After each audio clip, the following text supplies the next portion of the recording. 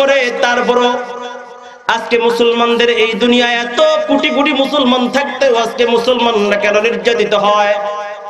আজকে ফিলিস্তিনে আমার মা বোনদেরকে অত্যাচার করে রাতের গভীর অন্ধকারে চোখ বন্ধ করে চোখ বেঁধে বেঁধে তাদেরকে ঘুম করে দেওয়া হচ্ছে। ঘরের নিষ্পাপ নাবালেক শিশু, দুধের শিশুগুলাকে বোমা মেরে উড়িয়ে দেওয়া হয়। কিছুদিন পূর্বে আমরা সবাই দেখছি ওই যে বার্মায় পৃথিবীর ইতিহাসে সবচেয়ে জঘন্যতম মানবতা বিরোধী মনুষ্যত্ববোধহীন আমার ছোট্ট ছোট্ট ভাইগুলাকে, মায়ের গর্ভের শিশুগুলাকে বের করে করে কেটে কেটে টুকরো টুকরো করে কুকুর দিয়ে খাওয়াইছে। পৃথিবীর ইতিহাসে এবং ভিন্ন নজির তো আর দ্বিতীয় একটাও নাই। কেন? আজকে মুসলমান নামে আছে, মুসলমান কাজে নাই। কথা বলেন ঠিক কি ঠিক না?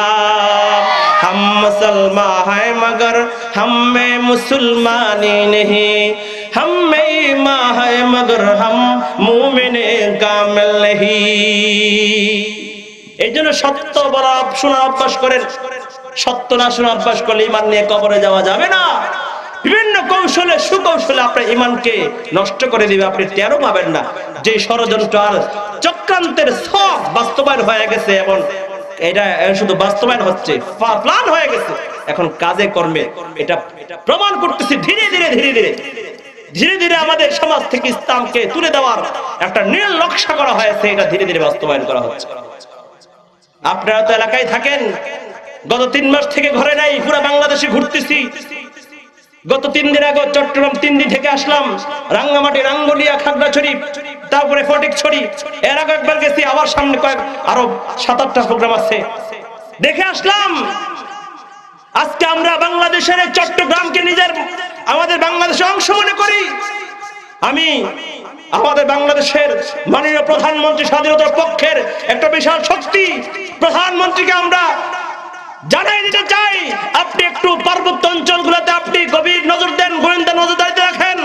কারণ পাশ্চাত্য খ্রিস্টানদের রক্তচক্ষু এবং লোলুপ দৃষ্টি আমাদের সেই পার্বত্য সম্পদগুলোতে, পাহাড়ি সম্পদে, পাহাড়ি অঞ্চলগুলোতে এমন ভাবে তারা নিবদ্ধ করছে, তারা অত্যন্ত সুকৌশল চক্রান্ত করে তারা সেখানে তাদের খ্রিস্টানদের সংখ্যা বৃদ্ধি করতেছে এবং মুসলমানদের সন্তানদের পিছনে পরিশ্রম করে দাওয়াত দিয়ে দিয়ে তাদেরকে ধর্মান্তরিত করে খ্রিস্টান বানিয়ে সুকৌশলে তারা দীর্ঘমেয়াদী প্ল্যান করে আমাদের পার্বত্য চট্টগ্রামটাকে দখল করার পায় তারা করতেছে। কিছুদিন আগে গেলাম লালমনিরহাট, রাংপুর থেকে আর অনেক দূরে সেই বর্ডারের কাছে, ওখানে করুণ দশা। আজকে আমাদের মুসলমানদের সন্তানগুলো তার মুসলমানদের পরিচয় ছাড়া, নিজের নাম ছাড়া কিছুই বলতে পারে না, আল্লাহ রাসূলের নাম বলতে পারে না, শিক্ষা বলতে কিছু নাই। দরিদ্রতার কারণে, অভাবের কষাঘাতে আজকে তারা অভাবের কারণে স্বভাবনষ্ট।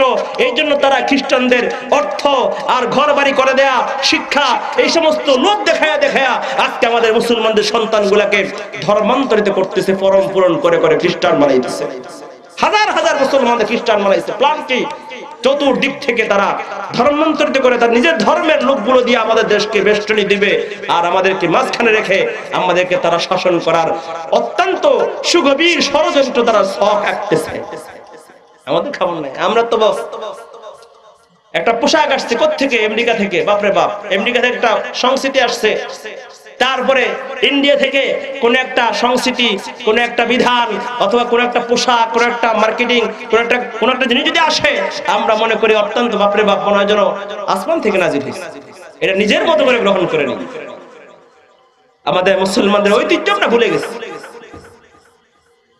এই জন্য মুসলমান ভাইয়েরা আমার, আমি আপনাদের কাছে একটা কথা বলতে চাই, সত্য শোনার অভ্যাস করেন, সত্য বলার অভ্যাস করেন। ঈমান নিয়ে কবরে যাওয়া যাবে না। একটু কষ্ট হবে, কষ্ট সহ্য না করলে মিষ্টি পাওয়া যায় না। কথা কোন ঠিক কি ঠিক না? আর কষ্টের ভয়ে যদি আলসামি করেন কথা শুনতে, তাহলে মনে রাখবেন ঈমান নিয়ে কবরে যাওয়া যাবে না। স্বামী স্ত্রী দুইজন দুজনেই কামাই করে, বরং স্বামীর থেকে স্ত্রী বেতন বেশি পায়, স্ত্রী পায় 30,000, স্বামী পায় 20,000, 50,000 টাকা মাসে কামায়। সংসারে অত্যন্ত শান্তি। যে সংসারে 50,000 টাকা মাসে কামাই হয়, মাইনে আসে, ওই সংসারে তো সুখী থাকবে। স্বামী স্ত্রী দুইজন, সন্তানও নাই, সুখের সংসার, সারা রাত শুয়ে শুয়ে আলহামদুলিল্লাহ অনেক সুখের সংসার কাটে।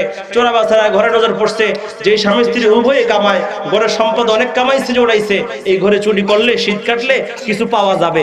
চোরা বেচারায় এই চিন্তা করে প্রত্যেক রাতে ঘরের পিছনে গিয়ে দাঁড়ায়, কিন্তু যত গভীর রাতেই যায় শোনে ভিতর থেকে ফিটিস ফিটিস ফিটিস ফিটিস আলাপ শোনা যায়। অর্থাৎ স্বামী স্ত্রী শুয়ে শুয়ে প্রেমের আলাপ করে, গল্প করে। যেই ঘরে ভিতর থেকে আলাপ আসে ওই ঘরে চোরাই কখনো ঢুকে? জোরে বলে, কখনো ঢুকে না। কোনোভাবে সুযোগ করতে পারতেছে না, সব সময় একই অবস্থা। একদিন চোরায় রাতের বেলায় গিয়ে গভীর রাতে ঘরের পিছনে দাঁড়াইছে। আজকে দেখে আগের মতো এত প্রেমের আলাপ চলতেছে না, আজকে চলতেছে ঝগড়াঝাটি। স্বামী বলতেছে মশারিটা নাও, স্ত্রী বলতেছে পারবো না। আজকে আবার ডিউটি করে আসছে। আবার ডিউটি করেনি, কি বলেন? আবার ডিউটি করেন, 8 ঘন্টা ডিউটির পরও আবার গার্মেন্টসে ডিউটি করে। ডিউটি না থাকলেও ডিউটির অভাব নাই, বন্ধু বান্ধবেরও শেষটায় ডিউটিরও অভাব নেই। তারপরে স্বামী বলে আমি পারবো না, আমিও কাজ করে আসছি পরিশ্রান্ত, তুমি জানাও। এই দুইজনে মশারি টানা, এটা কষ্টের বিষয়, সামান্য একটু কষ্ট। এর জন্য এই ঠেলাঠেলি করতে চাই স্বামী বলছে। এক পর্যায়ে কোনোভাবে কেউ রাজি হয় না। তো স্বামী বলতেছে তোমার তো সাহস কম না, তুমি তো আমার কথা শুনতেছো না, তুমি কি জানো আমার পায়ের নিচে তোমার বেহেশত? হ্যাঁ দেখছি বহুত বেহেশত। কিছু টেরা বিবি আছে না, খোঁজা মাইরা কইতেছে বহু দেখছি সংসারের অবদান আমার বেশি, আমি বেশি কামাই, ঘরের বাচ্চা বাচ্চা আমি লালন করি, রান্না বান্না আমি করি, ঝাড়ু মোছা সব আমি করি, কামাইও আমি বেশি, 30,000 তুমি পাও 20,000। তো আমি যে তো বেশি অবদান, অতএব তোমার উচিত আমার কাজ করে দেওয়া। এরকম টেরা বিবি আছে না নাই? আর কিছু অসহায় স্বামীও আছে, যত টেরাই হোক, স্ত্রী যত গোলামি করুক, যত বড় কথাই হোক, কিন্তু জবাবে কিছু বলতে পারে না, অসহায়। কেন জানেন? ওই যে বিয়ের সময় একটা ডিজিটাল পদ্ধতিতে একটা ভিক্ষা করছিল, ওই ভিক্ষার কারণে কিছু কইতে পারে না। জোরে কোন ঠিক কি ঠিক না? কি ভিক্ষা কইতে পারবেন? হ্যাঁ, যৌতুক আছে না নাই? জোরে কোন। ডিজিটাল পদ্ধতিতে ভিক্ষা কিছু কয় না। মুরব্বী দেখি দিয়ে কয় কই চাওয়া পাওয়া আসেনি, না না কোনো চাওয়া পাওয়া নাই। তোর লগে আরেকজন মুরব্বী কয় কি, তো মেয়ের নানা যদি খুশি হয়ে কিছু দেয় তোর একে ফালাই দিব। কথা কোন ঠিক কি ঠিক না? কিছু চায় নাই কিন্তু। এই হলো আমাদের সমাজের অবস্থা। আবার যদি কিছু না দেয়, শরমের ভয়ে লোক লজ্জা পায়, কিছু কইতেও পারে না, এই জন্য আনতে পারে না, পরে আফসোস করে আর জ্বলে। আর কিছু পাইলেই সুতা পাইলেই স্ত্রী ধরে গাড়ায়। কথা কোন ঠিক কি ঠিক না? কেন? ওই যে কিছু পায় না, ওই ঝালমিটা। এখন গাড়ানি দিলেই শ্বশুর মশাই বুঝে জামাইরে কিছু দেওয়া দরকার। আসছে না জোরে কোন? যারা কৌশলে সুকৌশলে প্রত্যক্ষ বা পরোক্ষ ভাবে শ্বশুর বাড়ির সম্পদে আশা করো, তোমাদের মতো ভিক্ষুক আর ভণ্ড দুনিয়ার জমিনে দ্বিতীয় আর একটা নাই। কথা কোন ঠিক কি ঠিক না? মনে রাখবা, শ্বশুর বাড়ির সম্পদ দিয়ে দোকান দিয়ে মার্কেট দিবা, সারা জিন্দেগি শ্বশুর বাড়ির গোলাম হয়ে থাকতে হবে, স্ত্রীর গোলাম হয়ে থাকতে হবে। আর রাসূল বলছেন লা ইউফলিহা কওমুন আল্লাহু আমারহুম ইমরা, যেই ঘরের শাসক দাঁড়িয়ে থাকে, যেই সমাজের শাসক, আর কইলাম না, বুঝালন। রাসূল বলছেন যদি নারী তোমার নেতা হয়, স্ত্রী তোমার মুরব্বি হয়, তো তুমি জীবনেও সফল হইতে পারত না। বুখারী শরীফের হাদিস। কিসের হাদিস? বুখারী শরীফের হাদিস। মুসলমান ভাইরা আমার, বেশি কিছু কইলে স্ত্রী বলবো এই বেশি বাইরে গেছ, ইদানিং তোমার কথার সুর তো পাল্টাই গেছে। ব্যাপারটা কি মনে নাই?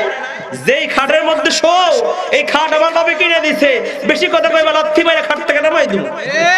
কথা কোন ঠিক ঠিক না? যে আলমিরার মধ্যে কাপড় রাখো আমার বাবাই দিছে, যে ওয়ার্ডরোবে তুমি কাপড় রাখো আমার বাবাই দিছে। মনে নাই? তুমি কিরকম ভিক্ষুক, বিয়ার আগে কি করছিলা? ঘরটা দেয়াল করে দরজাগুলোও লাগাও নাই, ছাদটাও করো নাই। ভাবছো আমার বাপে এগুলো দেখে তো ছাদ করে দিব, দরজা লাগাই দিব, আনতা পাইতা বসে ছিল। মনে নাই? এগুলো আমার বাবা করে দিছে, ঘর থেকে বাইর করে দিব। ঠিক কিনা জোরে কর? বলবে কি বলবে না? বলে, এবং সারা জিন্দেগি গোলাম হয়ে থাকে। বেচারা কত অসহায়। আমার অবাক লাগে, মাঝে মাঝে মার্কেটে যায়, কেনাকাটা করে, চয়েস করার অধিকার নিজের নাই, টাকা পয়সাও দিতে পারে, নিজের মতো কিছু কিনতেও পারে, নিজের চাহিদা মতো। বিবিরে কয় টাকা দাও। ঠিক না? দেখেন না আপনারা? এমন স্ত্রী তো খুব ঝাড়।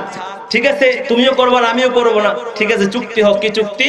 যে আমরা এখন আর কথা বলবো না, চুপচাপ থাকবো। যে আগে মুখ খুলবে সে মশারিটা মারবে। চোরা বাজার শুনছে, পাইছি সুযোগ, বহুদিন সুযোগ খুঁজতেছি ঘরে ঢোকার জন্য। এই মগা আর মগি তো আজকে চুপ থাকার নিয়ত করছে। এখন যত কিছু হোক, এরা মুখ খুলবো না, এই ফাঁকে ঘরে যা আছে সব সাফ করে দিব। চোরা কিন্তু চালাক, কারণ চালাক না হলে চুরিও তো করা যায় না। ঠিক কিনা জোরে কর? দুই চোরায় একদিন এক ঘরে ঘরে ঢুকছে। ঘরের যে মালিক আছে ওই মালিক চাকরি করে, গার্মেন্টসে চাকরি করে, রাতের গভীরে আসে। বিবি সাহেব প্রত্যেকদিন খাবার নিয়ে অপেক্ষা করতে করতে ক্লান্ত হয়ে যায়, ঘুমে এসে যায়। পর থেকে চিন্তা করলো যে হে নিজে খেয়ে স্বামীর জন্য টেবিলের মধ্যে খাবার সাজিয়ে সে ঘুমাইয়া যায়। স্বামীকে বলছে তুমি এসে রাতে খাইয়া নিও, খাইয়া ঘুমাইয়া পড়ো। দরজা খোলাই থাকে, কারণ ঘরে কিছু নাই, চোরা কি নিব, গরিব মানুষ গার্মেন্টসে চাকরি করে। একদিন রাতের বেলায় বিবি টেবিলের মধ্যে খাবার সাজায় ঘুমাই গেছে। রাতের বেলা আসতে চোরা, লগে আছে একটা চামচা, সাগরি থাকে না চোরের সাথে, নেতা একটা থাকে আর একটা থাকে চামচা। দুইটা ঘরে ঢুকছে, তন্ন তন্ন করে ওরে খুঁজতেছে, কিছুই পায় না। বের হয়ে যাবে এমন সময় সাগরিটাকে, ওস্তাদ তো কিছুই তো পাইলাম না, খাবারটি সাজায় রাখছে, ডাল ভাত দেখা যায়, খাইয়া লই। না বেড়ে এত চেষ্টা আমি করিস তা ঠিক হইব না, না খাইয়া লই, কমপক্ষে কিছু তো পাইলাম। এই কয়ে খাওয়া শুরু করছে। খাওয়া শেষ, এমন সময় দরজার মধ্যে আওয়াজ হইয়া ঘরের মধ্যে মালিক ঢুকতেছে। দৌড় দিয়ে কি করবে, একটা উঠছে কার, একটা যে খাটের নিচে পলাইছে। ওই মালিক এসে ঘরে টেবিলের মধ্যে খাবার না দেখে বলতেছে, এই ময়নার মা খাবার কই? ময়নার মা কম্বল নিচ থেকে মাথা উঠায় বলে, এত চিল্লাও কি হয়েছে? খাবার কই? খাবার তো টেবিলের মধ্যে সাজায় রাখছি। নাই তো। কও কি এগুলা? কিছুই তো না, খালি। কও কি? কি যে কও কিছুই বুঝি না, তুমি জানা, তোর উপর আল্লাহ জানে। খাটের নিচে যেটা আছে ওস্তাদ উপর না, নিচে আল্লাহ জানে। খাইছিনি ধরা, এন দুইটা দইরা বাইর করে দিছে ঘাড়ানি। তো চালাক না হলে চুরিও করা যায় না। এনে চোরাবাজা চালাক ঘরের ভিতরে ঢুকছে। স্বামী স্ত্রী দুইজন শাকনা টাকা টাকা দেখে চোরাই তো ঘরের ওয়ার্ডরোব আলমিরা থেকে চোখের থেকে সকল সামানপত্র নেওয়া, ধীরে ধীরে বস্তাবন্দি করে ঘর থেকে সকল সামানগুলো চুরি করে নিয়ে যাইতেছে। কিন্তু স্বামী স্ত্রী কিছুই পায় না, মশাই টানাবার ডরে। মুসলমান ভাইরা আমার, সামান্য একটু কষ্ট, সামান্য একটু ব্যথা, সামান্য একটু বেদনা, এটা সবার ধরে যদি আজকে আমরা সত্য কথা শুনতে ভুলে যাই, সামান্য একটু আঘাতের ভয় যদি সত্য বলতে আমরা ভুলে যাই, সামান্য একটু মামলা হামলার ভয় যদি সত্য কথাগুলো আজকে আমরা না বলি, সত্যের পক্ষে আমরা অবস্থান না করি, তাহলে সেদিন বেশি দূরে নয় আমাদের ঈমানগুলো বিধর্মীরা চুরি করে করে আমাদেরকে বস্তাবন্দি করে জাহান্নামে নিক্ষেপ করবে। জোরে কোন ঠিক কি ঠিক না? সকলে একটু জবান করে জিকির করি, লা ইলাহা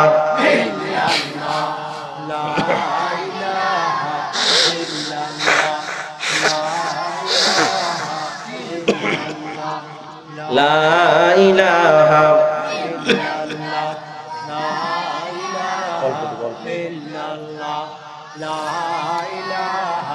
ইল্লাল্লাহ, লা ইলাহা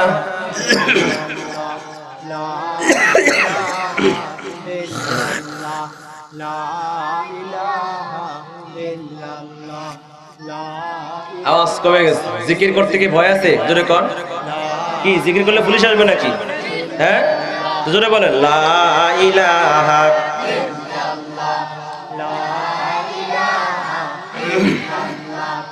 লা ইলাহা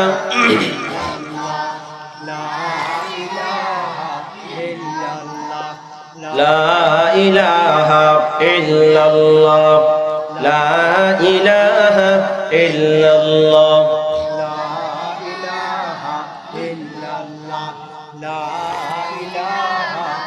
হয় না? একটু তালে তালে আল্লাহর নাম সকলেই জবান খুলে আল্লাহর নাম জিকির করি, আল্লাহ আল্লাহ আল্লাহ আল্লাহ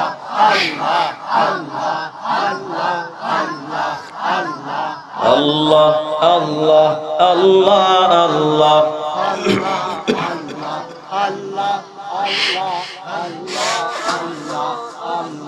আল্লাহ আল্লাহ বলো বান্দা, আল্লাহ আল্লাহ বলো জোরে, আল্লাহ আল্লাহ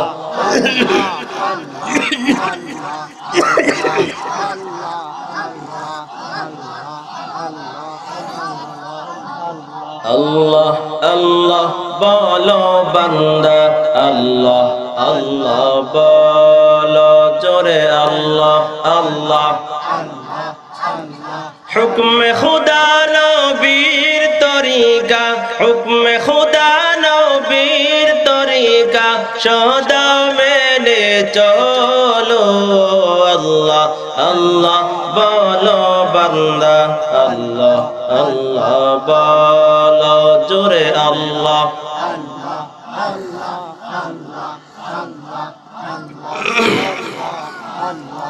লা ইলাহা ইল্লাল্লাহু মুহাম্মাদুর রাসূলুল্লাহ সাল্লাল্লাহু আলাইহি ওয়াসাল্লাম।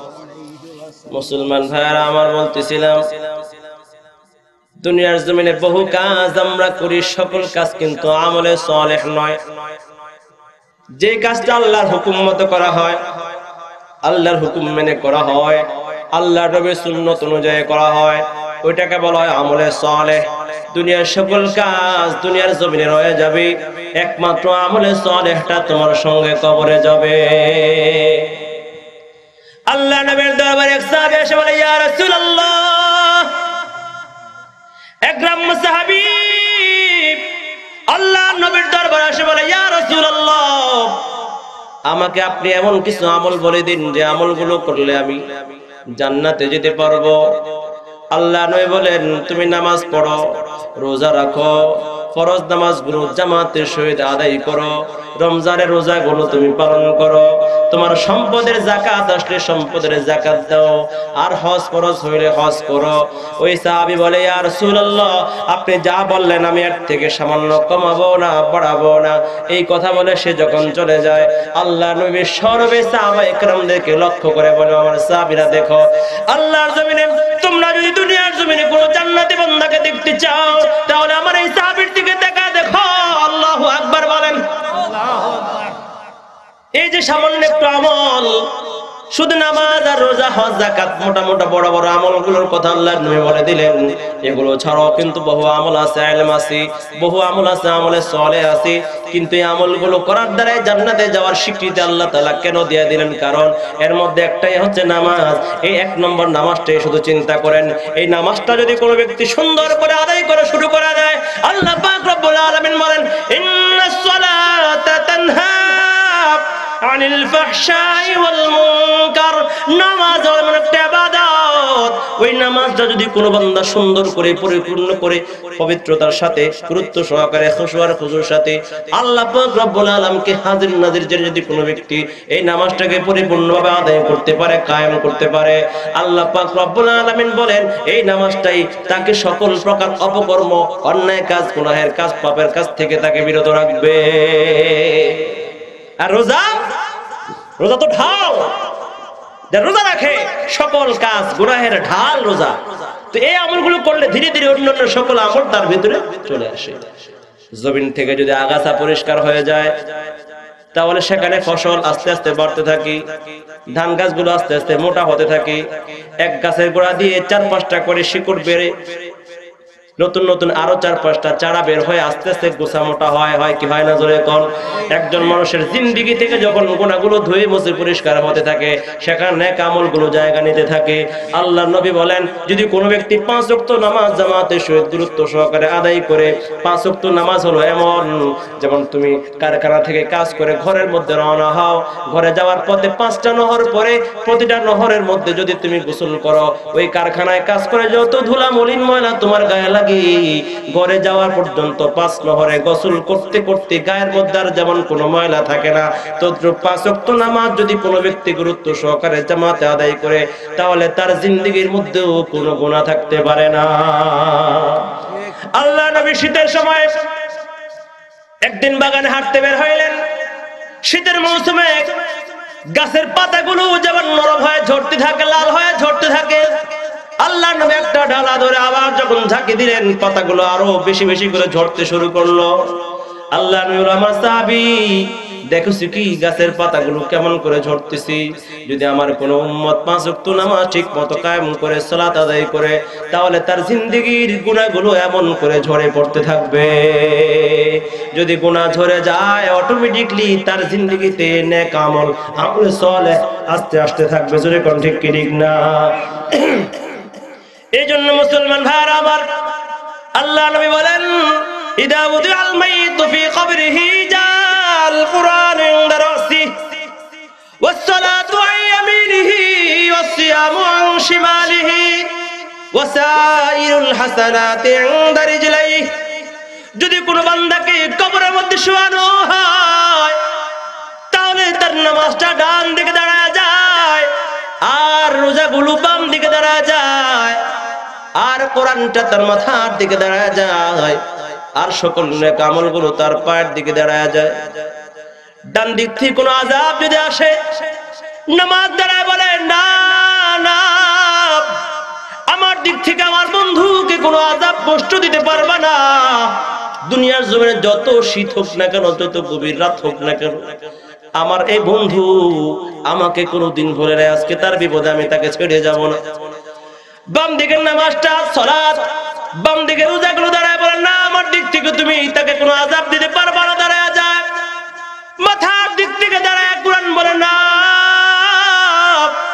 আমার বন্ধুকে তুমি এই দিক থেকে কোনো আযাব আর কষ্ট দিতে পারবা না, কারণ সে আমার বন্ধু। আমি কোরআনকে দুনিয়ার জমিনে বন্ধু বানায় সে চলছে। আমি কোরআনকে রাতের গভীরেও ভুলে নাই, আমি কোরআনকে তার ঘরের মধ্যে ভুলে নাই, আমি কোরআনকে সেই দোকানের মধ্যে ভুলে নাই, আমি কোরআনকে সে সংবিধানে ভুলে নাই, আমি কোরআনকে সংসদে ভুলে নাই, আমি কোরআনটা পরিবার চালাইতে ভুলে নাই, আমি কোরআনটা সমাজ চালাইতে ভুলে নাই, আমি কোরআনটা দেশ চালাইতে ভুলে নাই, আমি কোরআনটা তার নিজের জিন্দেগি পরিচালনায় ভুলে নাই। সর্বদা আমি কোরআনকে সামনে রাখছি, আমি কোরআনকে মাথার দিকে রাখছি। অতএব আমি আজকে তার পাহারাদার হয়ে গেলাম। আল্লাহ নবী অন্য হাদিসে বলেন, মান জাআলাল কুরআন আমামাহু قاده إلى الجنة ومن جعله وراء ظهره সাকাতাহু ইলান নার। যারা দুনিয়ার জমিনে কোরআনকে অগ্রাধিকার দিবে, সামনে রাখবে, অর্থাৎ কোরআনকে দেখে দেখে চলবে, কোরআনকে মানবে, কোরআনের আইন মানবে, কোরআনকে সম্মান করবে, আল্লাহ পাক বলেন, আল্লাহর নবী বলেন, কোরআনটা তাকে দেখায়া দেখায়া টেনে টেনে স্বাগতম জানিয়ে জানিয়ে তাকে জান্নাতে পৌঁছায়া দেবে। আর যদি কোনো বান্দা কোরআনকে পিছনে রাখে, অর্থাৎ কোরআনকে মানে না, কোরআনের কথা শুনে না, কোরআনের আইন মানে না, কোরআনের আইনকে বিশ্বাস করে না, কোরআনের বিধানকে সে সফল মনে করে না, কোরআনকে পিছনে রাখে, অবহেলা করে, অসম্মান করে, তাহলে এই কোরআনটা টেনে হেসে তাকে অবদস্থ করে জাহান্নামে নিক্ষেপ করবে। এই জন্য কোরআনটা কিয়ামতের কার কবরের ময়দানে কোরআনটা তার মাথার পাশে দাঁড়ায় বলবেন, না না, আমি তাকে পাহারা দিব, আমার দিক থেকে তুমি তাকে কষ্ট দিতে পারবে না, সুয়ালও করতে পারবে না, আযাবও দিতে পারবে না, আর বাকি সকল নেক আমলগুলো তার পায়ের দিকে দাঁড়ায়া চতুর্দিক থেকে তাকে বেষ্টনী দিয়ে রাখবে আর হেফাজত করবে। তাহলে আপনারাই বলুন, দুনিয়ার জমিনে কত কাজ করলাম, দুনিয়ার জমিনে কত স্লোগান দিলাম, দুনিয়ার জমিনে কত ব্যবসা করলাম, কত অর্থ করে কামাইলাম, কত জায়গা জমি জোড়াইলাম, কত কাজ করলাম, কোনো কাজ তো আমার সঙ্গে গেল না। যেই কাজটা গেল আমার সঙ্গে, সেই কাজটার সমষ্টিগত নাম হলো আমলে সালেহ, নেক আমল। অতএব আমাদের যে আমলটা করলে, যে কাজটা করলে দুনিয়ার জমিনে আমার কাজে লাগবে, কবরের জিন্দেগিতে আমার কাজে লাগবে, হাসরের ময়দানে আমার কাজে লাগবে, পুলসিরাতে কাজে লাগবে, জান্নাতে পৌঁছানো পর্যন্ত যেই কাজটা, যেই আমলগুলো আমার থেকে পৃথক হবে না, আজ থেকে আমরা কারা কারা নিয়ত করতে পারি, আজ থেকে আমরা সেই আমলটা করব। নারায়ে তাকবীর। মুসলমান ভাইরা আমার, এই জন্য আমলে সালেহ বেশি বেশি করো, অর্থাৎ যে কোনো কাজ করবা দেখবা আল্লাহর হুকুম আছে কিনা, আল্লাহর নবীর তরিকা আছে কিনা। আল্লাহর নবীর হুকুম, আল্লাহর নবীর আদর্শের বাইরে কোনো কাজ করলে সেটা আমলে সালেহ হবে না, আল্লাহর হুকুমের বাইরে কোনো কাজ করলে সেটা আমলে সালেহ হবে না। এই আমলে সালেহ যদি তোমার মধ্যে চলে আসে, আর যদি তোমার মধ্যে ঈমান থাকে, তাহলে আমলে সালেহের দাম আছে, নেক আমলের দাম আছে। যদি ঈমান না থাকে তাহলে আমলের কোনো দাম নাই। ঠিক কিনা জোরে কোন?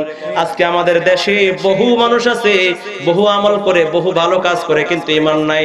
দুনিয়ার জমিনে বহু মানুষ আছে ভালো কাজ করে কিন্তু ঈমান নাই, যার কারণে তার এই ভালো কাজের কোনো দাম নাই। আমেরিকা, ইউরোপ,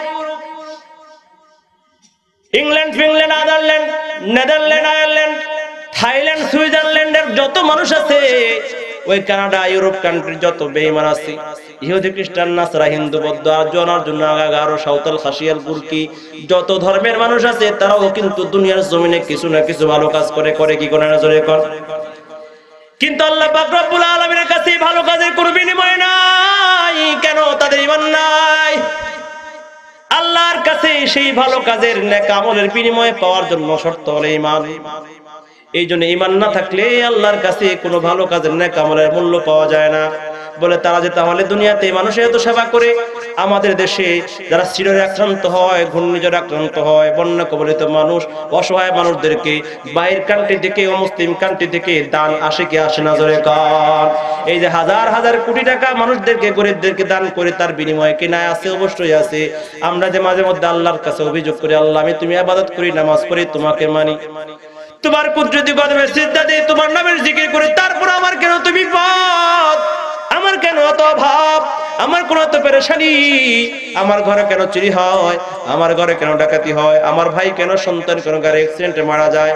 আমরা অভিযোগ করি। ওই ইহুদি খ্রিস্টানদের দিকে তাকায় দেখি তারা কত শত শত তালায় বিল্ডিং বানায়, তাদের কোনো আযাব নাই, কষ্ট নাই, তো সুখ শান্তি থাকে কেন? আল্লাহ পাক বলেন না বান্দা না, মৃত্যুর পরবর্তী জিন্দেগিতে তাদের জন্য কিছুই আমি রাখি না আযাব আর আগুন ছাড়া। দুনিয়াতে কিছু ভালো কাজ করে এর বিনিময়ে আমি দুনিয়াতে তাদের একটু সুখ শান্তি বাড়ায় দেই, সম্পদ বাড়ায় দেই, অর্থ বাড়ায় দেই, বাড়ি গাড়ি বাড়ায় দেই, আরাম বাড়ায় দেই, বিলাসিতা বাড়ায় দেই, কিন্তু মৃত্যুর পরে তাদের জন্য আমার কাছে তাদের কিছুই নাই। কিন্তু তোরা আমার দলের মানুষ, কিন্তু তোরা আমার দলের লোক, ইমানদার আমার দলের লোক, আল্লাহ পাক বলে তোমরা দুনিয়ার জন্য আমাকে মানবা, আমি তোমাদেরকে পরীক্ষা করব, কষ্ট দিব, তোমাদের ফসলকে নষ্ট করব, তোমাদের সন্তানকে আমি দুনিয়ার জমিন থেকে অল্প বয়সে নিয়ে যাব, তোমার স্ত্রীকে গাড়ি অ্যাক্সিডেন্টে আমি নিয়ে যাব, তোমার ফসলগুলো নষ্ট করে দিব, ব্যবসায় ধস দিব, বিভিন্ন ধরনের পরীক্ষা করব, ভয় দেখাবো, আক্রমণ করাবো। আল্লাহ পাক বলেন ওয়ালা নাবলুওয়ান্নাকুম বিশাইইম মিনাল খাউফি ওয়াল জুই ওয়া নাকসিম মিনাল আমওয়ালি ওয়াল আনফুসি ওয়াস সামারাত ওয়া বাশশিরিস সাবিরিন।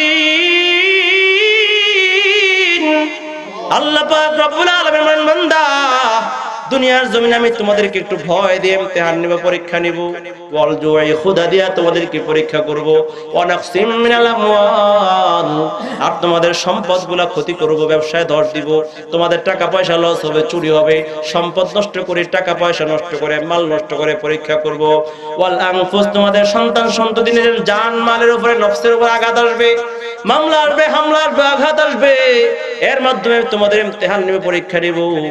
আল্লাহ পাক রব্বুল আলামিন বলেন ওই সকল পরীক্ষার মধ্যে ধৈর্য ধরে যারা অটলতার সাথে ধৈর্য ধরবে, ওয়াবাশশিরিস সাবিরিন, আল্লাহ পাক বলে ওই ধৈর্যশীলদের জন্য দুনিয়াতেও আমি সুখ শান্তি আর ইজ্জতের সুসংবাদ দিলাম, পরকালে মুক্তির সনদ দিয়া জান্নাতের সুসংবাদ দিলাম। মুসলমান ভাইরা আমার, এই জন্য আমরা দুনিয়াতে চাই না, আমরা পরকালে চাই। জোরে কোন কোথায় চাই? সাহাবায়ে কেরামদের জিন্দেগির দিকে তাকাও, তারা দুনিয়াতে কিছুই চায় না, এই পরকালে চাইছে। এই জন্য দুনিয়াতে পেটে পাথর বেঁধে আল্লাহর নবীর মতো দুনিয়ার জমিনে পাথর বেঁধে বেঁধে পেটের মধ্যে ক্ষুধার যন্ত্রণা সয়ে সয়ে গেছি, দুনিয়া চায় নাই, শুধু আফসোস করছে মালিক সম্পদ একটু বাড়তে থাকলে বলতো মাওলা গো আমার সম্পদ বাড়তেছে, ব্যবসা বাড়তেছে, তুমি কি নারাজ হয়ে গেলা নাকি? দুনিয়া চায় নাই, তারা শুধু পরকাল চাইছে।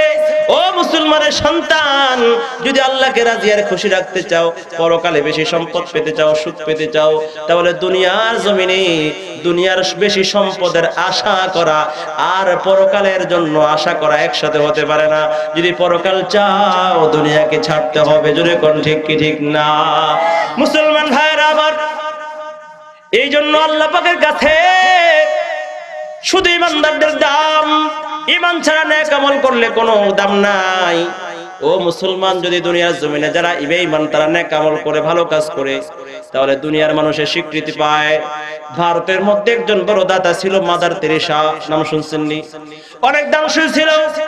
মৃত্যুর সময় তার সকল সম্পদগুলো জনগণের সেবায় অক্ষ করে গিয়েছিল, কিন্তু এর বিনিময়ে সে আল্লাহর দরবারে কিছুই পাবে? জোরে কর না, কিছুই পাবে না। কেন? ঈমান নাই। যদি দুনিয়ার জমিনে দুনিয়ার সর্বোচ্চ একটা সনদ তাকে নোবেল পুরস্কারে পুরস্কৃত করা হয়েছিল, কিন্তু পরকালে আল্লাহর দরবারে তার কোনো পুরস্কার নাই। কেন? ঈমান নাই। এই জন্য আমরা যত আমল করব, পূর্ব শর্ত হলো আমাদের ঈমানটাকে ঠিক করা। ঠিক কি না? জোরে কর। এবার হাত দিয়ে দেখেন আবার আপনার ঈমানটা কোন জায়গায় আছে। আসেন এবার আসল কথায়।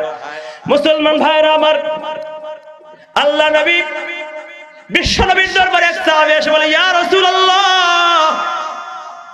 হযরত আবু উমামা রাদিয়াল্লাহু আনহু এই হাদিস বর্ণনা করেন, মাল ঈমান, আল্লাহ নবী গো ঈমান কি? ঈমান কাকে বলে? ঈমান কি জিনিস? ঈমান তো দেখা যায় না, ছোঁয়া যায় না, স্পর্শ করা যায় না।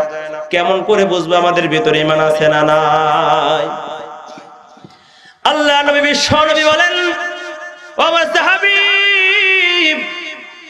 ইযা সাররাতকা হাসানাতুকা ওয়া ইযা সাআতকা সাইয়্যাতুকা ফাআনতা মুমিন।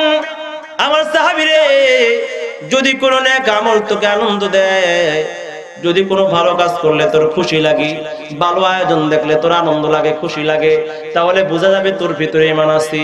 আর যদি কোনো ভালো কাজ করলে মনটা খুশি হয় না, আর যদি তোর মনটা বেজার হয়, তাহলে বোঝা যাবে তার ভিতরে ঈমান নাই।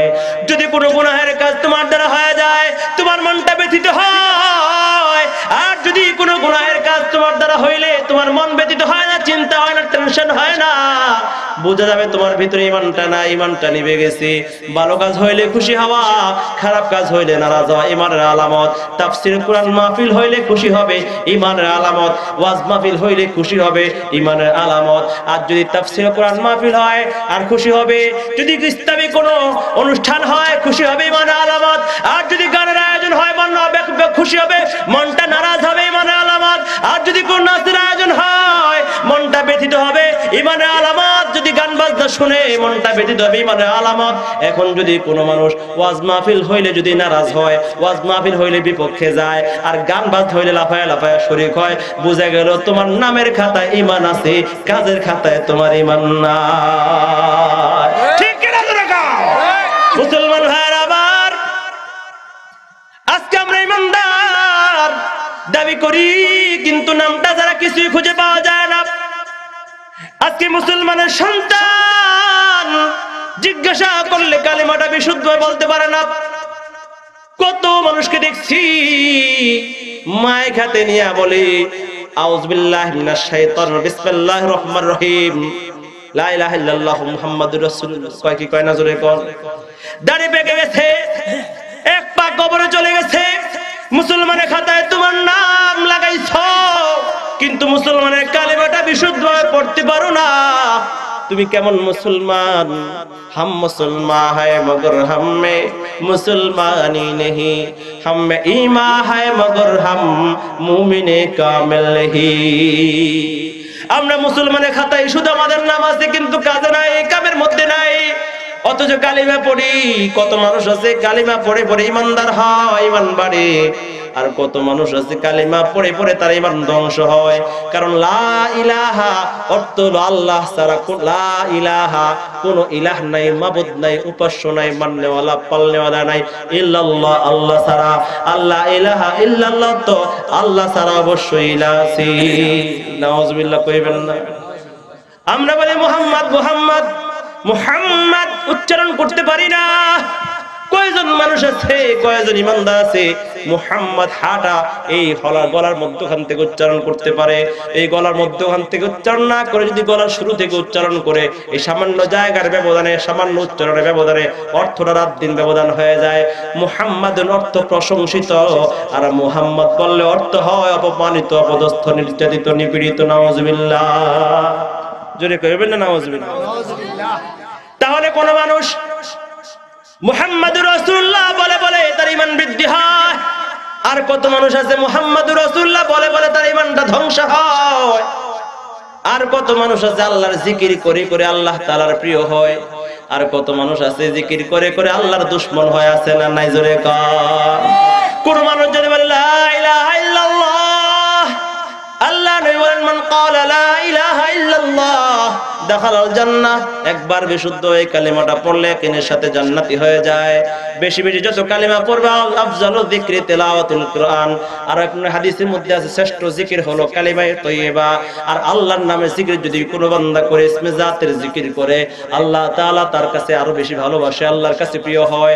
আল্লাহ পাক রব্বুল আলামিন সব সময় অপেক্ষা করে বান্দাকে, বান্দার জবানের দিকে আল্লাহ তাকায় থাকে। আল্লাহ তাআলা জবানটার দিকে তাকায় থাকে, দেখিনি আমার জবান, আমার দেয়া জবান দিয়ে আমাকে কখন ডাক দেয়, এই ডাকের অপেক্ষায় থাকে। বান্দা যখন ডাক দেয় সঙ্গে সঙ্গে আল্লাহ জবাব দিয়ে লাব্বাইক বলে। আর কিছু মানুষ আছে এমন ভাবে আল্লাহর জিকির করে, আল্লাহর নাম নিয়ে, আল্লাহর নামের জিকির করে, অথচ আল্লাহর নাম নেয় না। কিছু মানুষ আছে আল্লাহ তাআলাকে ডাকে না, কিছু মানুষ আছে আল্লাহর নবীকে ডাকে না, তারা খাজারে ডাকে, বাবারে ডাকে, পীরে ডাকে। জোরে করে আছে না নাই? আছে না নাই? মুসলমান ভাইরা আবার, যত আল্লাহ তাআলাকে ডাকবা আল্লাহর কাছে তত প্রিয় হইবা, যত আল্লাহর কুদরতে কদমে সিজদা দিবা তত ঈমানটা বাড়তে থাকবে, আল্লাহ তাআলা রাজি আর খুশি হবে। আর যদি আল্লাহর দেওয়া কপালটা, আল্লাহর দেওয়া জবানটা দিয়ে আল্লাহকে ডাক না দিয়ে, আল্লাহকে সিজদা না দিয়া যদি তুমি মাজারের মধ্যে সিজদা দাও, তোমার পীরের কদমে সিজদা দাও, তো সঙ্গে সঙ্গে তোমার উপর আল্লাহ লানত পড়তে থাকে। জোরে কোন ঠিক কি ঠিক না? আর ইমানদারের খাতা থেকে নামটা মুছে যায়, আর মুশরিকের খাতায় তোমার নামটা উঠে যায়। জোরে কোন ঠিক কি ঠিক না? মুসলমান ভাইরা আমার, আজকে আমাদের সমাজে ইমানদার নামদারি কত মানুষ এমন আছে আল্লাহর কাছে চায় না, তারা বাবার কাছে জায়গা গাড়ি রিজার্ভ করে শাহজালাল জায়গা, বাড়ি রিজার্ভ করে ভান্ডারি ভান্ডারি জায়গা। কিছুদিন পরে আসতেছে, কোন ভান্ডারি ভাই থাকলে মরাক করবেন না, বুঝার চেষ্টা করবেন। আল্লাহ পাক বলেন দুনিয়ার জমিনে সব কিছু দেওয়ার মালিক আমি, ক্ষমতার মালিক আমি, দেওয়ার মালিক আমি, রিজিকের মালিক আমি, পালনেওয়ালা আমি, সুস্থতার মালিক আমি, সন্তান দেওয়ালা মালিক আমি, সন্তান চিনে নেওয়ার মালিক আমি। তাহলে তুমি ভান্ডারের দরবারে কিসের জন্য যাও? যদি কোন ঠিক কি ঠিক না? যাইতে পারো হক্কানি পীরের দরবারে যাও, কোন হক্কানি আলেমের হাতে হাত দাও, তার কথা শোনো, যদি কোরআন সুন্নাহ অনুযায়ী বলে তার কথা মেনে মেনে তুমি আমল করো, জান্নাতি হও। আর যদি এমন কোন পীরের কাছে যাও যে আল্লাহর কথা কয় না, রবির কথা কয় না, সেই নিজের কথা বলে, নিজের ভান্ডারের কথা বলে, মাছ ভান্ডার, এই মাছ ভান্ডার চিনেননি? পা আর মাথা এই দুইটার মাঝখানে একটা ভান্ডার আছে, ভান্ডার শরীর পেট, ওই পেট পূজারি তারা শুধু তোমার কাছে টাকা চায়, আমার বড় ড্যাগ আছে এর মধ্যে ফেলাও, ওই উরুসের নামে টাকা তোলে, ওই ফাতিহার নামে খতমের নামে টাকা তোলে, তুইলা তুইলা নিজের বাড়ি গাড়ি বানায় আর তোমার বেঈমান বানায়। আছে না নাই? মুসলমান ভাইরা আমার, আর কত জিকির করে, জিকির হলে তো এটা কি জিকির নাকি আল্লাহ তাআলাকে গালি? বুঝা তো বড় দায়। জোরে কোন ঠিক কি ঠিক না? মায়ারি দন হারাইলাম ঘুমের ঘোরে স্বপ্নে আমারে আসলে নাই। জোরে কোন মুর্শিদ আমার, ও মুর্শিদ গণমণি, ও আমারে দিবানি সরন্ধু মৌলায়া। মুসলমান ভাইরা আমার, আজকে কিছু মুসলমান সরল সোজা মুসলমান ওই সকল ভণ্ডের দরবারে গিয়া টাকাটাও দিয়ে আসে, ইমানটাও দিয়ে আসে, বিবিটাও দিয়ে আসে। নাই তো দেখুন, বাবার দরবারে বিবি নিয়ে কয়, বিবি দা বাবা, বিবিটা 10 বছর হয়েছে, বিয়ে করছি, সন্তান হয় না। বাবা কয় যা, কোনো টেনশন নাই, আজকে রাত্রে রাইখা যা। ও মুসলমান, বিবিকে রাইখা আসবা, নষ্ট হইব, ইমানটাও হারাইব, সবকিছু নষ্ট হবে, সন্তান তো কিছুই পাইবা না। সন্তান কার কাছে? আল্লাহ পাক রব্বুল আলামিন বলেন ইয়াহাবু লিমান ইয়াশাউ ইনাসা ওয়া ইয়াহাবু লিমান ইয়াশাউ যুকুরা আও ইউযাওয়িজুহুম যুকরানা ওয়া ইনাসা ওয়া ইয়াজআলু মান ইয়াশাউ আকিমা। মালিক বলে আমি যাকে চাই তাকে কন্যা সন্তান দান করি, যাকে চাই আমি তাকে পুত্র সন্তান দান করি, আর যাকে তাই কন্যা পুত্র উভয় সন্তান দান করি, আর যাকে চাই আমি কিছুই দেই না। মুসলমান ভাইরা আমার, এরপরেও যদি স্পষ্ট ঘোষণার পরেও যদি কোনো মুসলমান কোন মাখলুকের কাছে, কোন পীরের কাছে, কোন বাবার কাছে, কোন মুর্শিদের কাছে যদি এই সন্তান চায়, দুনিয়ার কোন সম্পদ চায়, অর্থ চায়, ব্যবসা বাণিজ্য উন্নতি চায়, তাহলে ইমানের খাতায় তার নাম আছে না মুশরিকের খাতায় তার নাম? মুসলমান ভাইরা আবার, হায়াতের মালিক কে? জোরে কোন? রিজিকের মালিক কে? মৌতের মালিক কে? যদি এখন যদি কোনো ব্যক্তি মনে করে হায়াতের মালিক আল্লাহ তাআলা, যেমন সুস্থতার মালিক আমার পীরও, আমার বাবাও, আমার মুর্শিদও, আমার খাজায়ও, পীরের যেমন নাকি আমার খাজায়ও, আমার বাবাও হায়াতের মালিক, সুস্থতার মালিক, তাহলে তার ঈমানটা থাকবে না।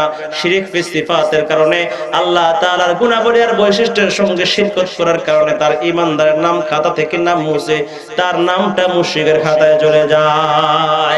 আল্লাহ পাক রব্বুল আলামিন বলেন وَإِذْ قَالَ لُقْمَانُ لِابْنِهِ يَا بُنَيَّ لَا تُشْرِكْ بِاللَّهِ وإذ قال لقمان لابنه وهو يعظه يا بني لا تشرك بالله إن الشرك لظلم عظيم। আল্লাহ পাক বলেন হযরত লোকমানের নসিহত গুলো আল্লাহ তাআলা উল্লেখ করে বলেন সন্তানকে নসিহত করছে, সন্তান তুমি আল্লাহ তাআলার সাথে আর কাউকে শরীক করবে না। আল্লাহ তাআলার সাথে শরীক করলে না শিরকের গুনাহগার হইবা, ঈমানদারের খাতায় নাম থাকবে না। মনে রাখবা শিরক বড় জুলুম, যে জুলুম তোমাকে জালেম বানাইয়া তোমাকে জাহান্নামে বানায়া দিবে। আল্লাহ তাআলা সকল গুনাহ ক্ষমা করে, কিন্তু আল্লাহ তাআলা শিরকের গুনাহ কোনোদিন ক্ষমা করে না। মুসলমান ভাইরা আমার, এটা তো একটা সরাসরি আল্লাহ তাআলা শিরক বিল জাত, শিরক বিল সিফাত, শিরক বিল আমল আছে, শিরক বিল নিয়ত আছে। নামাজ পড়তেছো দাঁড়ায়া দাঁড়ায়া, যদি নিয়ত করে পিছন থেকে অনেকে আমাকে দেখতেছি, মানুষ আমাকে নামাজি বলবে, দান করতেছি মানুষ আমাকে দাতা বলবে, রোজা রাখতেছি না রাখলে মানুষ কি বলবে, আমাকে লজ্জা দিবে, রোজা রাখতেছি মানুষ আমাকে রোজাদার বলবে, এটাও শিরক হয়ে যায়। এই শিরকটা যদিও বড় বড় শিরক না, শিরকে খফি, যদিও ঈমানটা নষ্ট হবে না, কিন্তু এমন শিরকি আমলের দ্বারা, এমন রিয়া লোক দেখানো আমল দ্বারা আল্লাহর দরবারে কোনো নেকি পাইবা না। এই শিরকের দ্বারাই তোমার আমলের নেকিটা আল্লাহ তাআলা বরবাদ করে দেয়, কিছুই পাইবা না, কিছুই পাইবা না। মুসলমান ভাইরা আমার, বলতেছিলাম এই জবান দিয়েছে কে? এই জবানের মালিক কে? অতএব জবান দ্বারা জিকির হবে কার? আল্লাহ তাআলা জিকির হবে। আর যদি ওই যে আল্লাহ তাআলার সাথে মশকরা করি, আল্লাহ তাআলার সাথে ঠাট্টা করি, জিকির নিয়ে তামাশা, জিকির নিয়ে নাচানাচি শুরু হয়েছে, যখন ঠিক ঠিক না, আর কি গান রে আল্লাহ আল্লাহ। আর কিছু মানুষও হয় এগুলোর মধ্যে, ওই যে বললাম না আগে যাত্রার মধ্যে যে মজা খুঁজতো, নাটক সিনেমায় যে মজা খুঁজতো, আজকে কিছু কিছু যুবক এসা ওয়াজ মাহফিলে সেই মজা খুঁজে, ঠিক কিনা জোরে কোন? এই জন্য ওই সকল মজলিসের মধ্যে তারা যায়। ওই ব্রাহ্মণবাড়ির এক ভন্ডা আছে, মাথার মধ্যে টিপ পইরা বিভিন্ন প্রকারের কত আইটেমের, কত পৃথিবীতে আমার দেশে যত কালারের কাপড় আছে সব কালার হেয়ার ঘরে পাওয়া যায়, জোরে কোন ঠিক ঠিক না? লেডিসের মতো পোশাক পরে হাফ প্লেটের সাইজা ওই মমতাজ যেমন স্টেজের মধ্যে গিয়ে নাচে, ওই গিয়াসউদ্দিন তাহিরিও নাচে। কি নাচা নাচে, একটা মাফলার না তো ওন্না একটা গলার মধ্যে ফেলাইবো, তারপরে পাগড়ি তো না, মাথার মধ্যে কাপড় কিছু পেঁচাবে, আর এখানে একটা টিপ মারে, আছে না নাই জোরে? আর দাড়ি তো, গালের মধ্যে দাড়ি তো নাই, থুতির নিচে দিয়ে কিছু দাড়ি রাখছে, আর এটা পুরো ক্লিন শেপ, পুরো সফান সফা। আর ঠোঁটের মধ্যে মাঝে মাঝে লিপস্টিকও লাগায়, বয়ানে আসার আগে আগে ওই মেকআপ করে আসে, আর বয়স তো কি টান মারে, আর সবাই তো হা হু হু করে চিৎকার করে, কিনা জোরে? কমনে একটু কি কয়? মুসলমান ভাইরা আমার, মানুষকে ঈমান ধ্বংস করার জন্য, মজা দেওয়ার জন্য আজকে ঈমান ধ্বংস করে দিতেছে। কিছুদিন আগে দেখলাম সে আমাদের চরমনায় আমাদের উজানের পিসাব দেখে নমস্কার করতেছি, আল্লামা শফিকে নমস্কার করে, বড় বড় বুজুর্গ উলামায়ে কেরামদেরকে নমস্কার করে, কিন্তু নিজের নিচে এত ময়লা, ওই ময়লার দিকে খবর নাই, কিন্তু আল্লাহর ওলি হক্কানি উলামায়ে কেরামদেরকে নিয়ে তার মন্তব্যের শেষ নাই। সে গান গায়, পাঁচুরুটে পয়সা নষ্ট, যুবক নষ্ট মদে, কুসমাজে গ্রাম নষ্ট, খাদক নষ্ট সুদে, ওরে টাউনে ঘইরা ছাত্র নষ্ট, কীটে নষ্ট ফুল, অতি মায়ায় বধূ নষ্ট, ভুলাই নষ্ট চুল রে। আমি আপনাদের কাছে জানতে চাই, তোমার এই গানের সাথে জিকিরের কি সম্পর্ক? মদিনারি বিষায়ামায় দেয় মুর্শিদ মোরে, মদিনারি পাসপোর্টামায় দেয়। মাশাআল্লাহ, শুনছেন না আপনারা? মুসলমান ভাইরা আমার, শেষ জামানায় মানুষ ঈমান বিধ্বংসী করার জন্য আল্লাহ তাআলা শয়তানের পক্ষ থেকে তারা নামাইছে, যেরকম ঠিক কি ঠিক না?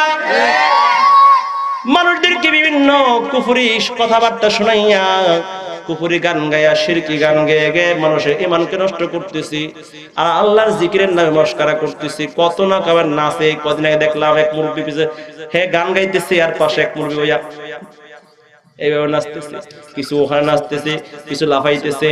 এই যে মানুষের মধ্যে জিকিরের যে একটা তাসির ছিল, জিকিরের যে একটা ফজিলত ছিল, লাভ ছিল, আল্লাহ পাককে রাজি খুশি করা একটা আন্তরিকতা ছিল, একটা চোখের পানি আসার একটা কি ছিল, রব ছিল। আজকে এই ভণ্ডগুলো আজকে জিকিরটাকে কলুষিত করে মানুষের ঈমানগুলো ধ্বংস করে দিতেছে। জোরে কোন ঠিক কি ঠিক না? মুসলমান ভাইরা আমার, এই জন্য নামের ইমানদার হলেই হবে না, কাজের ইমানদার হতে হবে। আল্লাহ পাক রব্বুল আলামিন বলেন, বান্দা তোমরা আমলে সালেহ করবা, নেক আমল করবা, শর্ত হলো তোমাদের ঈমানটা সহিহ হতে হবে। ঈমান সহিহ থাকা অবস্থায় যদি নেক আমল করো, আল্লাহ পাক বলেন আমি তোমাদেরকে দুইটা পুরস্কার দেব। মনে আসেনি? কয় পুরস্কার? জোরে কোন? দুই পুরস্কার। এক নম্বর পুরস্কার হলো ফালানুহইয়ান্নাহু হায়াতান তাইয়্যিবা, আমি তোমাদেরকে হায়াতে তাইয়্যিবা দান করব। হায়াতে তাইয়্যিবা অর্থ কি? হায়াতে তাইয়্যিবা মানে পবিত্র জীবন। পবিত্র জীবন মানে এমন জীবন যে জীবনে কোনো পায়খানা পেশাব হবে না, এর অর্থ এই না। পবিত্র জীবনের সুনির্দিষ্ট ব্যাখ্যা তাফসীরের কিতাবে উলামায়ে কেরাম লিখছেন। তাফসীরে কুরতুবীতে আল্লামা কুরতুবী লেখেন যে তাফসীরের মধ্যে অনেকগুলো ব্যাখ্যা আসছে, সুনির্দিষ্ট অনেকগুলো ব্যাখ্যা আছে বিস্তারিত। এর মধ্যে কয়েকটা সবগুলো বলার সুযোগ হবে না, একটা বলি। প্রথম এক নম্বর ব্যাখ্যা আব্দুল্লাহ আব্বাস থেকে ব্যাখ্যা আসছে যে তিনি বলেন যে পবিত্র জীবনের ব্যাখ্যা হলো আর রিজকুল হালাল, আর রিজকুল হালাল, হালাল রিজিক। আল্লাহ পাক রব্বুল আলামিন ঈমানের সঙ্গে আমলে সালেহ করার বরকতে আল্লাহ তাআলা তোমাকে হালাল রিজিক দান করবে। সুবহানাল্লাহ, জোরে বলেন হালাল রিজিক। এই জামানায় হালাল রিজিকের কত প্রয়োজন। আজকে আমরা মুসলমানের ঘরে সন্তান, আজকে আমরা একটু তদন্ত করে দেখি, যাচাই করে দেখি আমাদের কয়জনের ঘরে হালাল রিজিক আছে। আজকে আমাদের ব্যবসা বাণিজ্যের মধ্যে হারাম ঢুকে গেছে, আজকে লেনদেনের মধ্যে হারাম ঢুকে গেছে, সুদ ঘুষ ঢুকে গেছে, জমিনের মধ্যে আজকে আমরা চাষাবাদের মধ্যে হারাম ঢুকে গেছি, আজকে ঘরে ঘরে কিস্তির নামে সুদ ঢুকে গেছে, আজকে জমিনের মধ্যে সুদ ঢুকে গেছে, জমিনের মধ্যে আজকে হারাম ঢুকে গেছে। অন্যের জমিন দখল করে কেউ খায়, অন্যের মার্কেট দখল করে খায়, অন্যের ব্যবসা মেরে দিয়ে খায়, অন্যের টাকা মেরে দিয়ে খায়। আজকে আমাদের পোশাকের মধ্যে হারাম চুরি করে পোশাক পরে, ব্যবসার মধ্যে চুরি করে, জমিনের মধ্যে ফসল উৎপন্ন করার মধ্যে চুরি আছে না নাই? জোরে কোন। ও মুসলমান, আজকে আমার কথার মধ্যে হারাম, চোখের ব্যবহার হারাম, আজকে হাতের ব্যবহার হারাম, আজকে আমার ভিতরে হালাল জীবন যাপন ঢুকে গেল। এই জামানার মধ্যে হালাল রিজিকের প্রয়োজন আছে না নাই? রিজিক এমন একটা বস্তু, শুধু খাওয়ানোর নাম রিজিক নয়। রিজিক বলা হয় একজন মানুষ দুনিয়ার জমিনে চলতে গেলে যত আসবাবের প্রয়োজন হয়, সব কিছুর সমষ্টিগত নাম হচ্ছে রিজিক। আর এই রিজিক দেনওয়ালা তিনি হলেন রাজ্জাক, আল্লাহ তাআলা, তাকে বলা হয় রাজ্জাক। রাজ্জাক আল্লাহ পাক, রিজিক আল্লাহ পাক দেন। এই রিজিক হালাল না হইলে উপায় নাই। মুসলমান ভাইরা আমার, আজকে আমাদের সামনে হালাল স্পষ্ট, হারামটাও স্পষ্ট। জেনে শুনে আজকে মুসলমান হারাম খায়, জেনে শুনে মুসলমান হারাম পথে চলে। অথচ আল্লাহর নবী বলেন আল হালালু বাইয়িনুন ওয়াল হারামু বাইয়িনুন ওয়া বাইনাহুমা মুশতাবিহাত ফামান ওয়াকা ফিশ শুবহাতি ফাকাদ ওয়াকা ফিল হারাম। আর তোমাদের সামনে হালালটাও স্পষ্ট, হারামটাও স্পষ্ট। আর হালাল হারামের মাঝখানে হলো সন্দেহযুক্ত। তোমরা সাবধান, সাবধান, সন্দেহযুক্ত বস্তুর মধ্যে তোমরা লিপ্ত হইবা না। কারণ আজকে সন্দেহযুক্ত খাইবা, সন্দেহযুক্ত খাইতে খাইতে ধীরে ধীরে তোমরা হারামের মধ্যে লিপ্ত হয়ে যাইবা। সাবধান। কেন সাবধান? কেন কেন? যদি হারাম তোমার ভিতরে ঢুকে যায়, তাহলে তুমি আল্লাহর গোলাম হয়, আল্লাহর যত গোলামি করবা, যত নামাজ পড়বা, যত ইবাদত করবা, কোন ইবাদত তোমার আল্লাহর দরবারে কবুল হবে না। সকল ইবাদত গুলো আসমানে ঝুলতে থাকবে। আল্লাহ তাআলার দরবারে যত কান্নাকাটি করবা, যত তাহাজ্জুদ করে চোখের পানি ছাড়বা, আল্লাহর দরবারে তোমার দোয়া কবুল হবে না। যত বুজুর্গ দিয়ে তুমি মিলাদ পড়াও, দোয়া করাও, কবুল হবে না। আল্লাহর কাছে যতই কাঁদো, কবুল হবে না। কেন কেন? আল্লাহর নবী বলেন যদি হারাম খাও তাহলে তোমার দোয়া কবুল হয় না। আল্লাহ পাক রব্বুল আলামিন বলেন সূরা বাকারার মধ্যে, আল্লাহ তাআলা 182 নম্বর আয়াতে বলেন, ইয়া আইয়ুহাল্লাযীনা আমানু কুলু মিন তাইয়্যিবাতি মা রাযাকনাকুম। ও আমার বান্দারা, তোমরা ঈমানদারগণ, তোমরা আমার দেওয়া রিজিক সমূহ থেকে হালাল রিজিকগুলো ভক্ষণ করো। ওয়াশকুরু লিল্লাহি ইন কুনতুম ইয়াহু তা'বুদুন।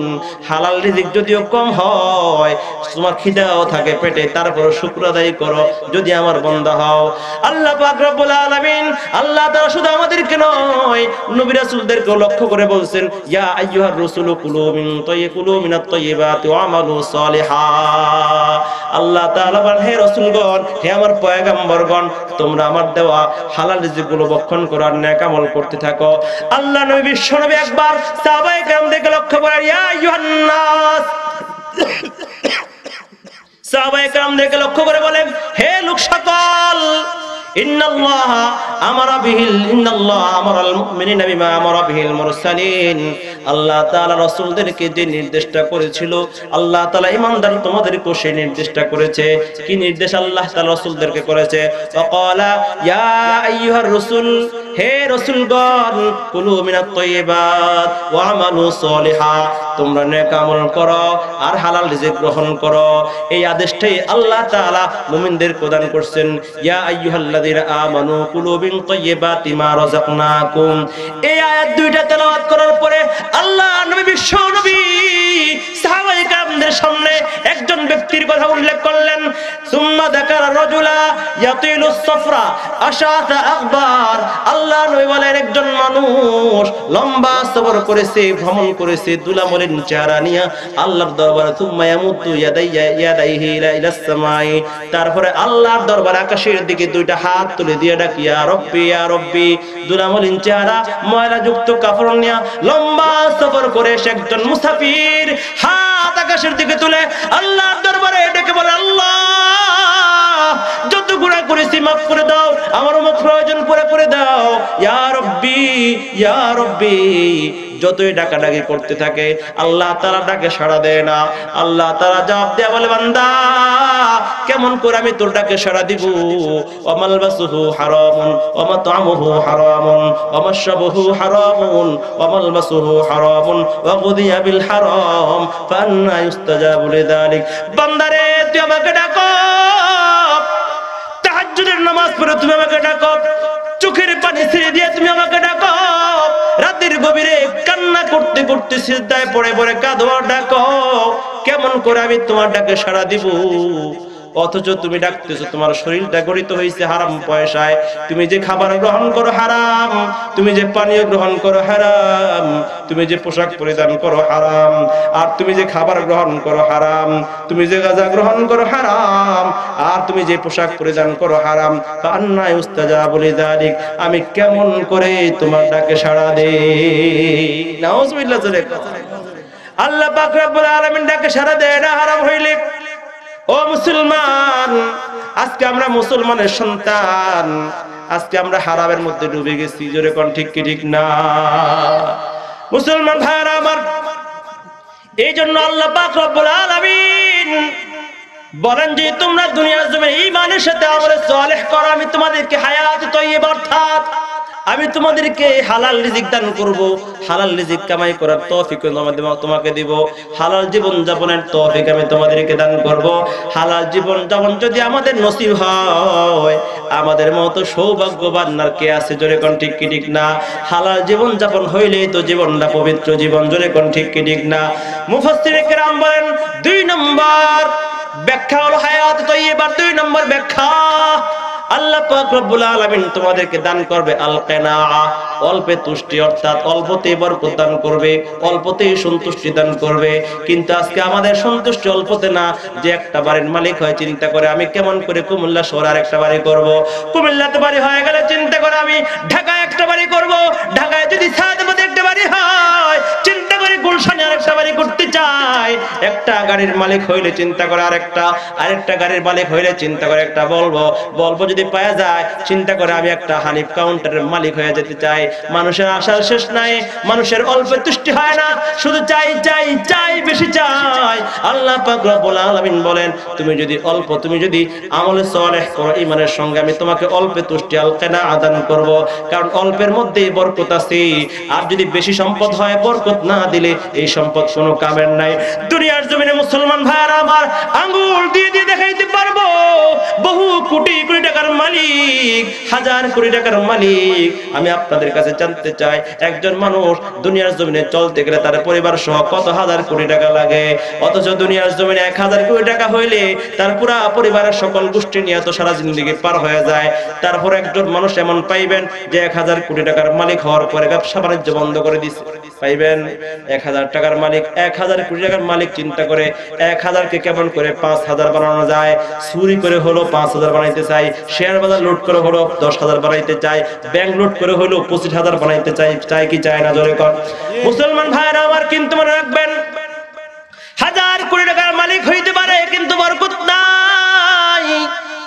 কেন বরকত নাই? কেন একজন রিকশা চালক সারাদিন কষ্ট করে 500 টাকা কামায়, সর্দি কাশি নয়, পেটের ব্যথা, মাথা ব্যথা, সর্দি কাশি যত কঠিন রোগ হোক না কেন, দোকানে ফার্মেসি ডাক্তারের প্রেসক্রিপশনও করে না, দোকানে ফার্মেসির কাছে গিয়ে বলে আমাকে ওষুধ দাও, 50 টাকা ওষুধ খায় ভালো হয়ে যায়।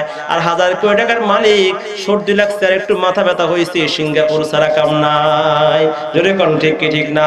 মুসলমান ভাইরা আমার একজন রিকশা চালক সারাদিন পরিশ্রম করে 500 টাকা কামায়, 200 টাকা কামায়, তার সামনে আপনি হালুয়া রুটি, পোলাও, কুরমা, কালিয়া, কুপ্তা, বিরিয়ানি, কাচ্চি যত কিছু উপস্থিত করেন মন ভরে পেট ভরে একদম ভালো করে খায়া সাফ করে দিবে। আর 1000 কোটি টাকার মালিক দিয়ে সব কিছু পায়, রিকশার ড্রাইভার কিন্তু পায় না, পাইলে কিন্তু ছাড়ে না। আর 1000 কোটি টাকার মালিক তার কাছে অভাব নাই, যা চায় তাই খাইতে পায়, কিন্তু সামনে উপস্থিত করে সব কিছু তাকায় দেখে অন্যরা খায়, আর নিজে শুধু নিরামিষ তেল ছাড়া পানি দিয়া সিদ্ধ লাউ কদু খায়। জোরে কোন ঠিক কি ঠিক না? মুসলমান ভাইরা নাম্বার কত সম্পদ থাকতে পারে, ভোগ করতে পারবে না, বাড়ি থাকতে পারবে, ঘুমাইতে পারবে না। ওই গুলিস্তান, ওই কমলাপুর গিয়ে দেখো, ওই নূরজাহানের সামনে গিয়ে দেখো, ওই বিশ্বরোড রাস্তার পারে গিয়ে দেখো, মাথার নিচে ইট দেওয়ারও ইটটাও পায় না, তারপরে কেমন করে রাস্তার মধ্যে ঘুমায়, এত গাড়ি যায়, এত আওয়াজ হয়, এত ধুলাবালি, তার ঘুম ভাঙে না। কিন্তু ওই 1000 কোটি টাকার মালিক এত বড় প্রাসাদ অট্টালিকার ভিতরে আরামের বিছানায়, মখমলের বিছানায়, এত এসি এয়ার কন্ডিশনের ভিতরে, রাতের বেলা শীতের মৌসুমে তারপরে হট এসি লাগায়া তারপরে শুয়ে থাকে, চোখে ঘুম নাই, ট্যাবলেট 1টা 2টা 5টা খায়, ডোসে কাম হয় না, ঘুম ধরে না। তাহলে তোমার জীবনে টাকা থাকতে পারে, বাড়ি থাকতে পারে, সম্পদ থাকতে পারে, আরামায়েশের গাড়ি থাকতে পারে, বাজারও প্যারাডো থাকতে পারে, কিন্তু তোমার জিন্দেগিতে কানাত নাই, তোমার জিন্দেগিতে বরকত নাই। জোরে কোন ঠিক কি ঠিক না? মুসলমান ভাইরা আমার তাহলে সম্পদ দিয়ে কি লাভ? আল্লাহ পাক বলেন তোমরা ঈমানের সাথে আমলে সালেহ করো, নেক আমল করো, তাহলে আমি তোমাদেরকে আল কিনাআত অল্পে তুষ্টি দান করব, বরকত দান করব, অল্পের মধ্যে আল্লাহ বরকত দান করব। কেমন বরকত? হযরত আবু হুরায়রা রাদিয়াল্লাহু আনহু আল্লাহর নবীর একজন মশহুর প্রসিদ্ধ সাহাবী, হাদিসের কিতাবের মধ্যে প্রতিটা পৃষ্ঠায় উলামায়ে কেরাম আছে। হাদিসের ইবারত পড়তে গেলে আনাবি হুরায়রা রাদিয়াল্লাহু আনহু, কষ্ট হইতেছে আপনাদের, শেষ করে দিমু। হযরত আবু হুরায়রা সারা জিন্দেগি কষ্ট করে আল্লাহর নবীর দরবারে পড়ে থাকতো, এক মুহূর্তের জন্য দুনিয়ার ধান্দায়, দুনিয়া কামানোর ফিকিরে মসজিদ থেকে বের হইতেন না। আসহাবে সুফফার সদস্য ছিল, সারাক্ষণ মসজিদে পড়ে থাকতেন। আল্লাহর নবীর একটা হাদিস যেন, একটা কথা যেন তার জিন্দেগি থেকে ছুটে না যায়, একটা আমল যেন ছুটে না যায়। যদি আমি দুনিয়া কামাই করার জন্য ঘর থেকে বের হই, আল্লাহর নবীর হাদিস যদি ছুটে যায়, আমি তো ওই হাদিসটার উপর আমল করতে পারবো না, ওই হাদিসটা আমি বর্ণনা করতে পারবো না। এই জন্য সর্বমুহূর্তে মসজিদে পড়ে থাকতেন। পেটে খাবার থাকলেও পড়ে থাকতেন, না থাকলেও পড়ে থাকতেন। খেয়ে না খেয়ে কষ্ট, দুঃখ, কষ্ট, যন্ত্রণা সয়ে সয়ে মসজিদের মধ্যে পড়ে থাকতেন। এমন অবস্থা হয়তো আবু হুরায়রা রাদিয়াল্লাহু আনহুর মাঝে মধ্যে ক্ষুধার যন্ত্রণা ছটফট করতে করতে মৃগী রোগীর মতো জমিনের মধ্যে কাঁদতেইতো। আর চিৎকার করতো, মুখে দিয়ে লালা বের হয়ে যাইতো। সাথে সঙ্গীরা চামড়া নিয়ে মুখে শুকাইতো আর বলতো, আবু হুরায়রা কি হইছে? আবু হুরায়রা ডাক দিয়ে বলে, না আমার সঙ্গীরা, না আমার কোনো রোগ হয় নাই, ঠিক হয় নাই, আমাকে চামড়া শুকায়ও না। আসলে বিগত কয়েকদিন ধরে পেটের মধ্যে এক লোকমা খাবার পড়ে নাই, ক্ষুধার যন্ত্রণার কারণে আমি আবু হুরায়রা জমিনের মধ্যে কাতরাইতেছি। আল্লাহু আকবার। জমিনের মধ্যে ক্ষুধার যন্ত্রণায় কাতরাই। আবু হুরায়রা একদিন দুপুর বেলা ক্ষুধার যন্ত্রণা সইতে না পেরে মসজিদ থেকে বের হয়ে যায়। মসজিদের সামনে পায়চারি করে দেখি যদি কাউকে পাই, যদি তার কাছে একটু বলে মেহমানদারি গ্রহণ করতে পারি, দুই লোকমা খাবারের ব্যবস্থা হয়, জীবনটা বেঁচে যাবে। এই নিয়তে ঘর থেকে বের হয়। হযরতে সিদ্দিক আকবর আসলেন, সালাম দিলেন, কিন্তু লজ্জায় বলতে পারে না ক্ষুধার কথা। আবু হুরায়রা রাদিয়াল্লাহু আনহু সালাম দিলেন, ভালো মন্দ জিজ্ঞাসা করলেন। চিন্তা করছেন আমার কথা শুনে তো হয়তো আবু বকর বুঝবে আমার ক্ষুধা, কিন্তু আবু বকর না বোঝার ভান করে ঘরে চলে গেলেন। কেন? বুঝে কি লাভ হবে? তাদের ঘরেও তো কিছু থাকে না। কিছুক্ষণ পরে হযরত ওমর আসলেন। হযরত ওমরকে সালাম দিলেন, ভালো মন্দ জিজ্ঞাসা করলেন। হযরত ওমর কিছু বোঝার চেষ্টা করলেন না, তিনিও চলে গেলেন। আবু হুরায়রা জবান খুলে ক্ষুধার কথা বলতে পারে না, লজ্জায় শরমে অপেক্ষা করতে থাকলেন আল্লাহর নবী। কিছুক্ষণ পর আল্লাহর নবী ঘর থেকে বের হয়ে আসছে। ও মুসলমান সাহাবায়ে কেরামের জিন্দেগিটা দেখো। ক্ষুধার যন্ত্রণা তারা কাতরাইতেন, পেটের মধ্যে পাথর বাঁধতেন, তারপরে কোনোদিন মানুষের সম্পদের মধ্যে হাত দিত না, লুটপাট করে মানুষের সম্পদ খাইতো না, ক্ষমতার মালিক হয়ে গেলেও অন্যের জমিনকে দখল করতো না। আজকে তো আমরা ক্ষমতায় যাই, ক্ষমতা গ্রহণ করি এই জন্য যেন অন্যের সম্পদগুলো লুটে পুটে খাইতে পারি। জোরে কোন ঠিক কি ঠিক না? মুসলমান ভাইরা আমার, আবু হুরায়রা রাদিয়াল্লাহু আনহু দাঁড়ায় রইলেন। আবু বকর চলে গেল, ওমরও চলে গেল। তারা না বুঝার ভান করে চলে গেলেন, কারণ তারাও তো এমন একজন সাহাবী, আল্লাহর নবীর সঙ্গী, জান পাবের মানুষ, কিন্তু তাদের জিন্দেগি দয়াবন দরিদ্র জিন্দেগি ছিল। একদিন দুপুর বেলায় আরবের মরুভূমির উত্তপ্ত গরম, ওই সময়ের মধ্যে কেউ ঘর থেকে বের হয় না। হযরতে আবু বকর সিদ্দিক রাদিয়াল্লাহু আনহু ঘর থেকে বের হয়ে আসলেন। পেটের মধ্যে খাবার নাই, গরম কোনো খাবার ব্যবস্থা নাই। ঘর থেকে বের হয়ে আসলেন, মসজিদে নববীর সামনে পায়চারি করতেছি, আল্লাহর নবীর ঘরের সামনে পায়চারি করতেছি। আল্লাহর নবী পায়চারি করতেছি, এমন সময় হযরত ওমর আসলেন। বলেন, আবু বকর আপনি এই মুহূর্তে এখানে কেন? বলে, ক্ষুধার যন্ত্রণা সইতে পারি না, এই জন্য ঘর থেকে বের হয়ে আসছি। হযরত ওমর ডাক দিয়ে বলে, আবু বকর আমারও তো একই অবস্থা, খাবারের কোনো ব্যবস্থা করতে পারি নাই, ক্ষুধার যন্ত্রণা সইতে না পেরে ঘর থেকে বের হয়ে আসছি। আল্লাহর নবীর দরবারে দেখি কিছু পাই কিনা। কিছুক্ষণ পরে আল্লাহর নবী বিশ্ব নবী ঘর থেকে বের হয়ে আসলেন। ঘর থেকে বের হয়ে দুই বন্ধুকে ঘরের সামনে পায়চারি করতে দেখে বলে, এই মুহূর্তে প্রচন্ড উত্তপ্ত গরমের মধ্যে তোমরা এখানে কি করো?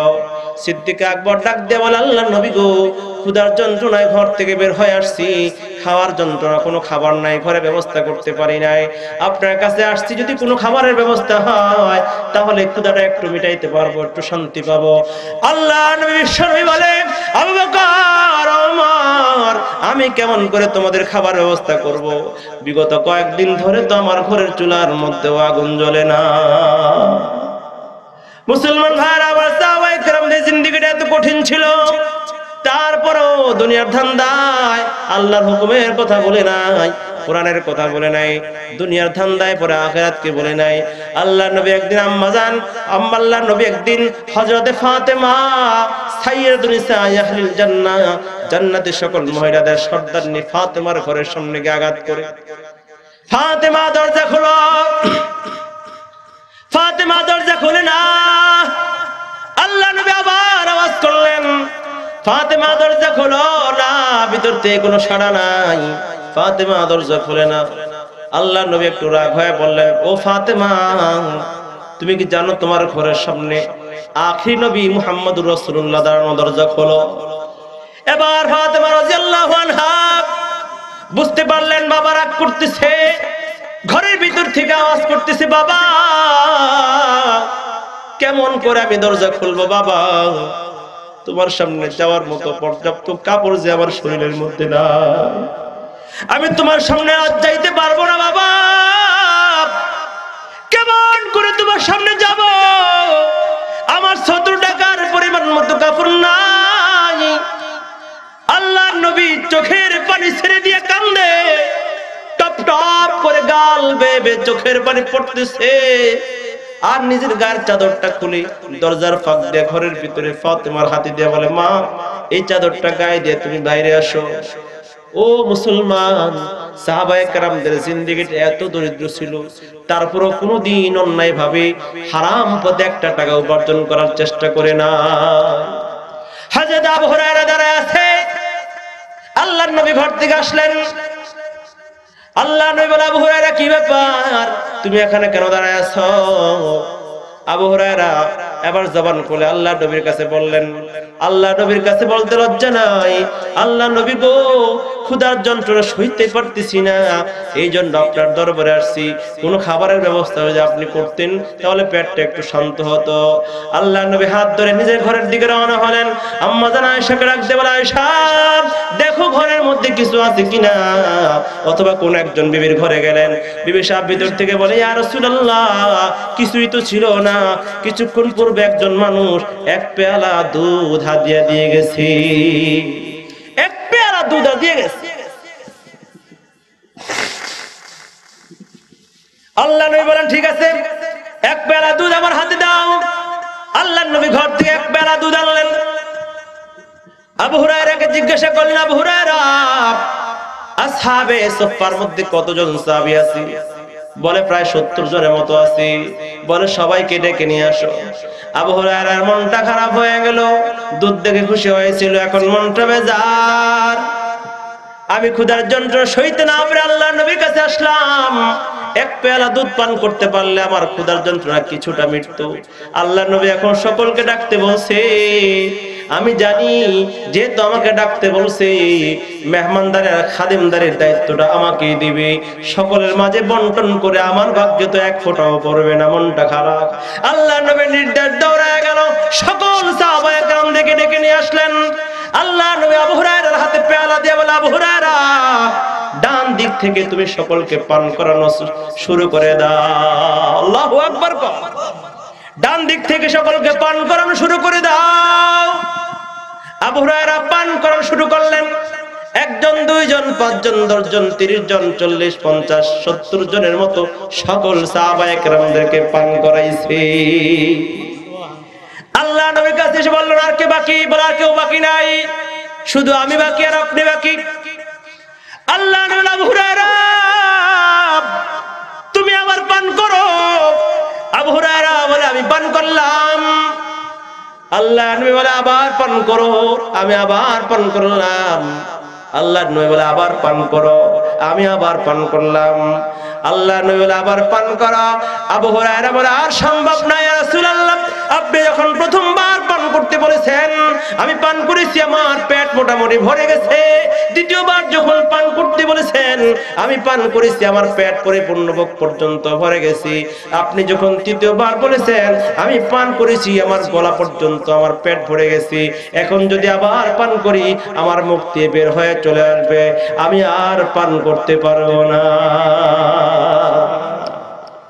মুসলমান ভাইরা আমার, এবার আল্লাহর নবী বলে, আমার হাতে দাও। আল্লাহর নবী আবার হাতে নিয়ে পেয়ালাটা এক চুমুকে পুরাটা দুধ শেষ করে দিলেন। ও মুসলমান, পেয়ালা কিন্তু এক পেয়ালা দুধ পান করছে ৭০ জন পেট ভরে। তাহলে এক পেয়ালা দুধ ৭০ জনে পান করা বরকত, নাকি ৭০,০০০ কোটি টাকার মালিক হয়ে ১ লাখ দুধ না খাইতে পারা বরকত? মুসলমান ভাইরা আমার, সাহাবায়ে কেরামদের মধ্যে এমন বরকত ছিল, তারা অল্পতে তুষ্ট ছিলেন, আল্লাহ তাআলা অল্পতে তাদের প্রয়োজন পুরা করতেন, এর নাম বরকত। কিন্তু আজকে আমাদের সমাজে বরকত উঠে গেছে। আজকে এক সময় খালে বিলের মাছ দিয়ে পুরা গ্রাম চলতো, তারপরে শুটকি দিত, তারপরে নষ্ট হইতো, খাওয়ার মানুষ ছিল না। আম গাছের নিচে পড়ে নষ্ট হইতো, লিচু গাছের ফল গাছের নিচে পড়ে নষ্ট হইতো, পেয়ারা পেকে জমিনের মধ্যে পড়ে নষ্ট হইতো, কাঁঠাল পড়ে পেকে জমিনের মধ্যে নষ্ট হইতো, খাওয়ার লোক নাই। কিন্তু এখন একজনের বাড়ির আজকে এখন এত চাষ করা হয়, এত বাগান করা হয়, তারপর আজকে অভাব যায় না। জোরে কোন ঠিক কি ঠিক না? মুসলমান ভাইরা আমার, এত মাছের চাষ হয়, তারপর মাছের দাম কমে না। আজকে খালে বিলে মাছ হইতো, মানুষ কিনতো না, টাকি মাছ মানুষ খাইতো না, এখন আমরা 400 টাকা দিয়েও কিনতে পাই না ঢাকায়। জোরে কোন ঠিক কি ঠিক না? শিং মাছ খাইতো না মানুষে, বাইং মাছ খাইতো না, 500 টাকা কেজি শিং মাছ। আজকে দেখলাম, চাইলাম কত রে ভাই, 900 টাকা, কোথিয়া দে, কিনার দরকার নাই। মুসলমান ভাইরা আমার, বরকত আমাদের মাঝে নাই। বরকত না থাকার আরো বহু কারণ আছে। আর একটা হাদিস শোনাই, আল্লাহ নবী বলে, সায়াতি আলা উম্মতি জামানুন ইয়াফিরুনা মিনাল উলামাই ওয়াল ফুকাহাই কামা ইয়াফিরুল গরামু আনিদ যিব। আল্লাহ নবী বলে, একটা জামানা এমন আসবে আমার উম্মতের সামনে, যেই জামানায় উম্মতেরা উলামায়ে কেরাম থেকে মানুষেরা এমন ভাবে দৌড়াবে, এমন ভাবে ভাগবে, ফুকাহায়ে কেরাম মুফতি আলেমদের থেকে মানুষ এমন ভাবে ভাগবে যেমন করে একটা ছাগল বকরি সিংহ আর বাঘ দেখলে ভাগতে থাকে। খেয়াল করে শুনবেন, এমন একটা সময় আসবে যখন মানুষ বাঘ দেখলে, সিংহ দেখলে, হিংস্র প্রাণী দেখলে, বকরি ছাগল যেমন পালায়া যায়, আলেম দেখলে, মুফতি দেখলে, ওলামায়ে কেরাম দেখলে, হুজুর দেখলে মানুষ এমন করে পালায়া যাবে, দূরে ভাগবে। অর্থাৎ ওদের সঙ্গে মিশতে চাইবে না, ওদের কথা শুনতে চাইবে না, ওদের সঙ্গে থাকতে চাইবে না। এখনো আছে দেখবেন, ইমাম সাহেবের সাথে যে বেশি চলে, কিরে ইমামের ফাটির যোগ দিছস না, কয় কি কয় না, জোরে কোন, কয় হুজুর লগে যোগ দিছস, মোল্লার লগে যোগ দিছস। এই গাদার ঘরের গাদা, মোল্লার লগে যোগ দিবে না তো কার সাথে দিবে? তোমার মার বিয়ে পড়াইছে, মোল্লায় পড়াইছে, হুজুরে পড়াইছে, তোমার জানাজাও হুজুরে পড়াবে, সবকিছু হুজুরেই করবে, হুজুর দেখতে পারো না, মাইরা লাও, কবরে বেলা দেখা যাবে হুজুর কি জিনিস। ঠিক কি না? জোরে আল্লাহ রাসূলের হাদিস শুনাইতেছি, যখন ওই সময় আসবে মানুষ আলেম দেখতে পারবে না, উলামায়ে কেরামকে দেখলে তাদের শরীরে চুলকানি শুরু হবে, তাদেরকে তিরস্কার করবে, ঠাট্টা বিদ্রূপ করবে, সমাজের বোঝা মনে করবে, তার থেকে ভাগবে। এটা তোমার জন্য ভালো লক্ষণ নয়, তোমার বিপদের লক্ষণ। আল্লাহ রাসূল বলেন, তাহলে সাল্লাল্লাহু আলাইহি সাল্লাতু বালিয়াত, আল্লাহর নবী বলেন, তোমাদের উপরে 3টা বড় বড় বিপদকে আল্লাহ তাআলা চাপায় দিবে। কি কারণে? আলেম থেকে দূরে সরলে, আলেমের সঙ্গী না হলে, আলেমের দলে না থাকলে আল্লাহ তাআলা কি বলে? 3টা বড় বড় বিপদ চাপাইবেন। 1 নাম্বার, তুরফাউল বারাকাতু আন রিজকিহিম। 1 নম্বরে যে বিপদটা হবে, আল্লাহ তাআলা বলে, আল্লাহ রাসূল বলে, তোমাদের রিজিকের বরকত আল্লাহ উঠায় নিবে। রিজিকের বরকত কেন নাই? ওই যে হুজুর দেখতে পারো না, কোরআন দেখতে পারো না, টুপি দেখলে তোমার মাথায় বিড়বিড় করে একটু গালি দিতাম, একটু ঠাট্টা মশকরা করতাম, ব্যাগ দেখলে হুজুর বোম আছে নাকি ব্যাগের ভিতরে, কি কথা কোন ঠিক কি ঠিক না? ও মুসলমান, লম্বা পাঞ্জাবি দেখলে আর জামা দেখলে, দাড়ি দেখলে তুমি তাকে তিরস্কারি করে মোল্লা বলে গালি দাও, জঙ্গি বলে গালি দাও, তোমার যে বিড়বিড় করে, তোমার যে অ্যালার্জি নাড়াচাড়া করে হুজুর দেখলে, এই যে তোমার স্বভাব আসছে, এই জন্য তোমার সন্তানের উপরে বিপদ আসে, তোমার বিবির উপরে গজব আসে, তোমার উপরে লানত আসে, বিপদ লেগে থাকে। যত কামাও, মানুষের জমি দখল করে কামাও, বাজারে দুর্নীতি করে কামাও, লটারি দিয়ে জুয়া খাইলা কামাও, সুদ খায়া কামাও, যত কামাও কিন্তু প্রয়োজন পুরা হয় না। কেন? কামাইতে পারো বেশি কিন্তু বরকত নাই। ঠিক কিনা? ধরে কর। আলেম থেকে দূরে সরে গেলে, আলেমের সঙ্গ ছেড়ে দিলে, বিপক্ষে চলে গেলে, তাদের থেকে ভেগে গেলে আল্লাহ তাআলা যে বড় বড় বিপদ 3টা দিবে। 1 নম্বরটাই হলো তুরফাউল বারাকাতু আন রিজকিহিম, আল্লাহ তাআলা তোমার রিজিকের বরকত উঠায় নিয়ে যাবে। মুসলমান ভাইরা আমার, 2 নম্বরে আল্লাহর নবী বলেন, ইউসাল্লিতুল্লাহু আলাইহিম সুলতানান জায়রা, আল্লাহ তাআলা তোমাদের উপর একটা জালেম শাসক সরকার তোমাদের উপর চাপায় দিবে। জালেম শাসক চাপায় দিবে যে তোমার অত্যাচার করবে, তোমার অধিকার নষ্ট করবে, তোমার স্বাধীনতা নষ্ট করবে, তোমার কথা শুনবে না, তোমার জান ও মাল ইজ্জতের হেফাজত করবে না, তোমার উপরে জুলুম করবে। 3 নম্বর বিপদ হলো আল্লাহ তাআলা রাসূল বলেন আল্লাহ তাআলা ইয়ামুতু বিলা ঈমান, তুমি মরণের পূর্বে ঈমান হারা হয়ে মারা যাবে। সারা জিন্দেগি ইমামের বিপক্ষে ছিলাম, আলেমের বিপক্ষে ছিলাম, টুপিওয়ালার বিপক্ষে ছিলাম, পাঞ্জাবি আর সুন্নতের বিপক্ষে ছিলাম, কোরআনের বিপক্ষে ছিলাম, ইসলামের বিপক্ষে যা চলবা, মৃত্যুর সময় মুসলমানের দাবি করে সারা জিন্দেগি সমাজের মধ্যে বাহাদুরি করে বেড়াইতে পারো, কিন্তু মৃত্যুর সময় ঈমান নিয়ে তুমি কবরে যাইতে পারবে না। কার কথা? রাসূলের কথা। রাগ করছেন? এক কথাও নিতে বলছি, ও হুজুর আছে, আলেম আছে পাশে। মুসলমান ভাইরা আমার, এই জন্য আল্লাহ পাক রব্বুল আলামিন বলেন, এই জন্য ঈমানটাকে ঠিক করো, আমলে সালেহ করো, তাহলে আল্লাহ তাআলা তোমাদেরকে নেক হায়াত দান করবে, হায়াতে তয়্যিবা দান করবে। হায়াতে তয়্যিবার এক ব্যাখ্যা হলো তোমাকে আল্লাহ তাআলা হালাল রিজিক দান করবে, 2 নম্বর আল কিনা দান করবে, 3 নম্বর তাওফীক ইলা তাআত, আত-তাওফীক আলা তাআত, আল্লাহ তাআলা তোমাদেরকে আল্লাহর অনুগত্যের তৌফিক দান করবে, আল্লাহর ইবাদতের তৌফিক দান করবে। ইবাদতের তৌফিক, ইবাদত আমরা করতে চাই না, হুজুর যতই ডাকে, মুয়াজ্জিন সাহেব যতই ডাকে, বক্তা সাহেব যতই নসিহত করে, না না দাড়ি কামাইবা না, তারপরও দাড়ি কাটি, যতই আমাদেরকে নসিহত করে আমরা মানি না, যতই মানার তৌফিক আমরা পাই না কেন? আল্লাহ পাক আমাদের উপরে নারাজ। জোরে কোন ঠিক কি ঠিক না? আল্লাহর অনুগত্যের তৌফিক আমাদের হবে। মুসলমান ভাইরা আমার, 4 নম্বর একটা ব্যাখ্যা আছে, যাওকুত ইবাদতের মধ্যে, ইতাআতের মধ্যে আল্লাহকে মানা, আল্লাহ রাসূলকে মানা, কোরআনের মানার মজা আল্লাহ তাআলা অন্তর দান করবে, নামাজের মজা দান করবে, রোজার মজা দান করবে, সুন্নতের মজা দান করবে, দ্বীনের উপর চলার আমলের মজা আল্লাহ তাআলা দান করবে। মুসলমান ভাইরা আমার, আজকে আমরা আমলের মজা পাই না, গুনাহে মজা পাই, ওয়াজ শুনে মজা পায় না, কোরআন শুনে মজা পায় না। আজকে যুবকেরা গান শুনে মজা পায়, নাচ দেখে মজা পায়। জোরে কোন ঠিক কি ঠিক না? আল্লাহ তাআলাকে ভালোবাসা মজা পায় না, আল্লাহ রাসূলকে ভালোবাসা মজা পায় না। আজকে পাশের বাড়ির সকিনার জরিনারে ভালোবাসা মজা পায়। জোরে কোন ঠিক কি ঠিক না? আল্লাহুম্মা সাল্লি আলা সাইয়্যিদিনা নাবিয়িনা ওয়া শাফি'িনা ওয়া হাবিবিনা ওয়া মাওলানা মুহাম্মদ সাল্লাল্লাহু আলাইহি ওয়া আলা আলিহি ওয়া আসহাবিহি ওয়া বারিক ওয়া সাল্লাম। আস্তাগফিরুল্লাহাল্লাযী লা ইলাহা ইল্লা হুয়াল হাইয়ুল কাইয়্যুম ওয়া আতুবু ইলাইহি। لا حول ولا قوة إلا بالله العلي العظيم. أستغفر الله الذي لا إله إلا هو الحي القيوم وأتوب إليه. لا حول ولا قوة إلا بالله العلي العظيم.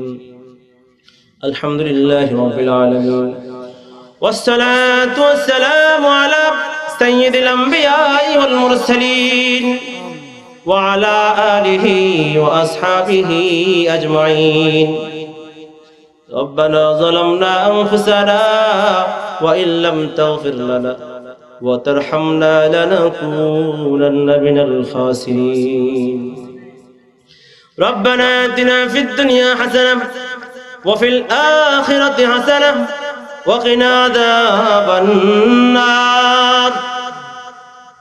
رب ارحمهما كما ربياني صغيرا. رب ارحمهما كما ربياني صغيرا. ফিরিয়ে না দিও মওলা, ফিরিয়ে না দিও, গুনাহ যত করেছি আমরা ক্ষমা তুমি করিও। বান্দা সে বندگی নাই, শেষ করেছি জিন্দেগি, আখেরাতে বিচার দিনে পাপীর উপায় কি। রহমান রহিম গুনে নিলাম তোমায় মানিয়া, পরকালে কেমন করে জাহান্নামে ফেলিবা। মাফ করে দাও আল্লাহ, মাফ করে দাও। জীবনে যত গুনাহ করেছি আল্লাহ, সগীরা কবিরা, জানা অজানা, ছোট বড়, গোপনে প্রকাশ্যে, ও মালিক মেহেরবানি করে জিন্দেগীর সকল গুনাহ খাতাগুলো মাফ করে দাও।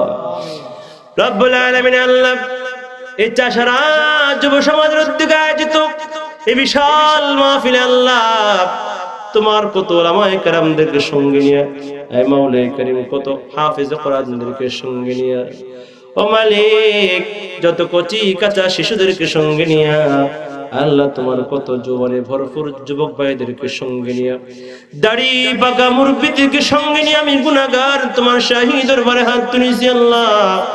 পর্দার মা বোনদেরকে সঙ্গে নিয়ে হাত তুলেছি আল্লাহ।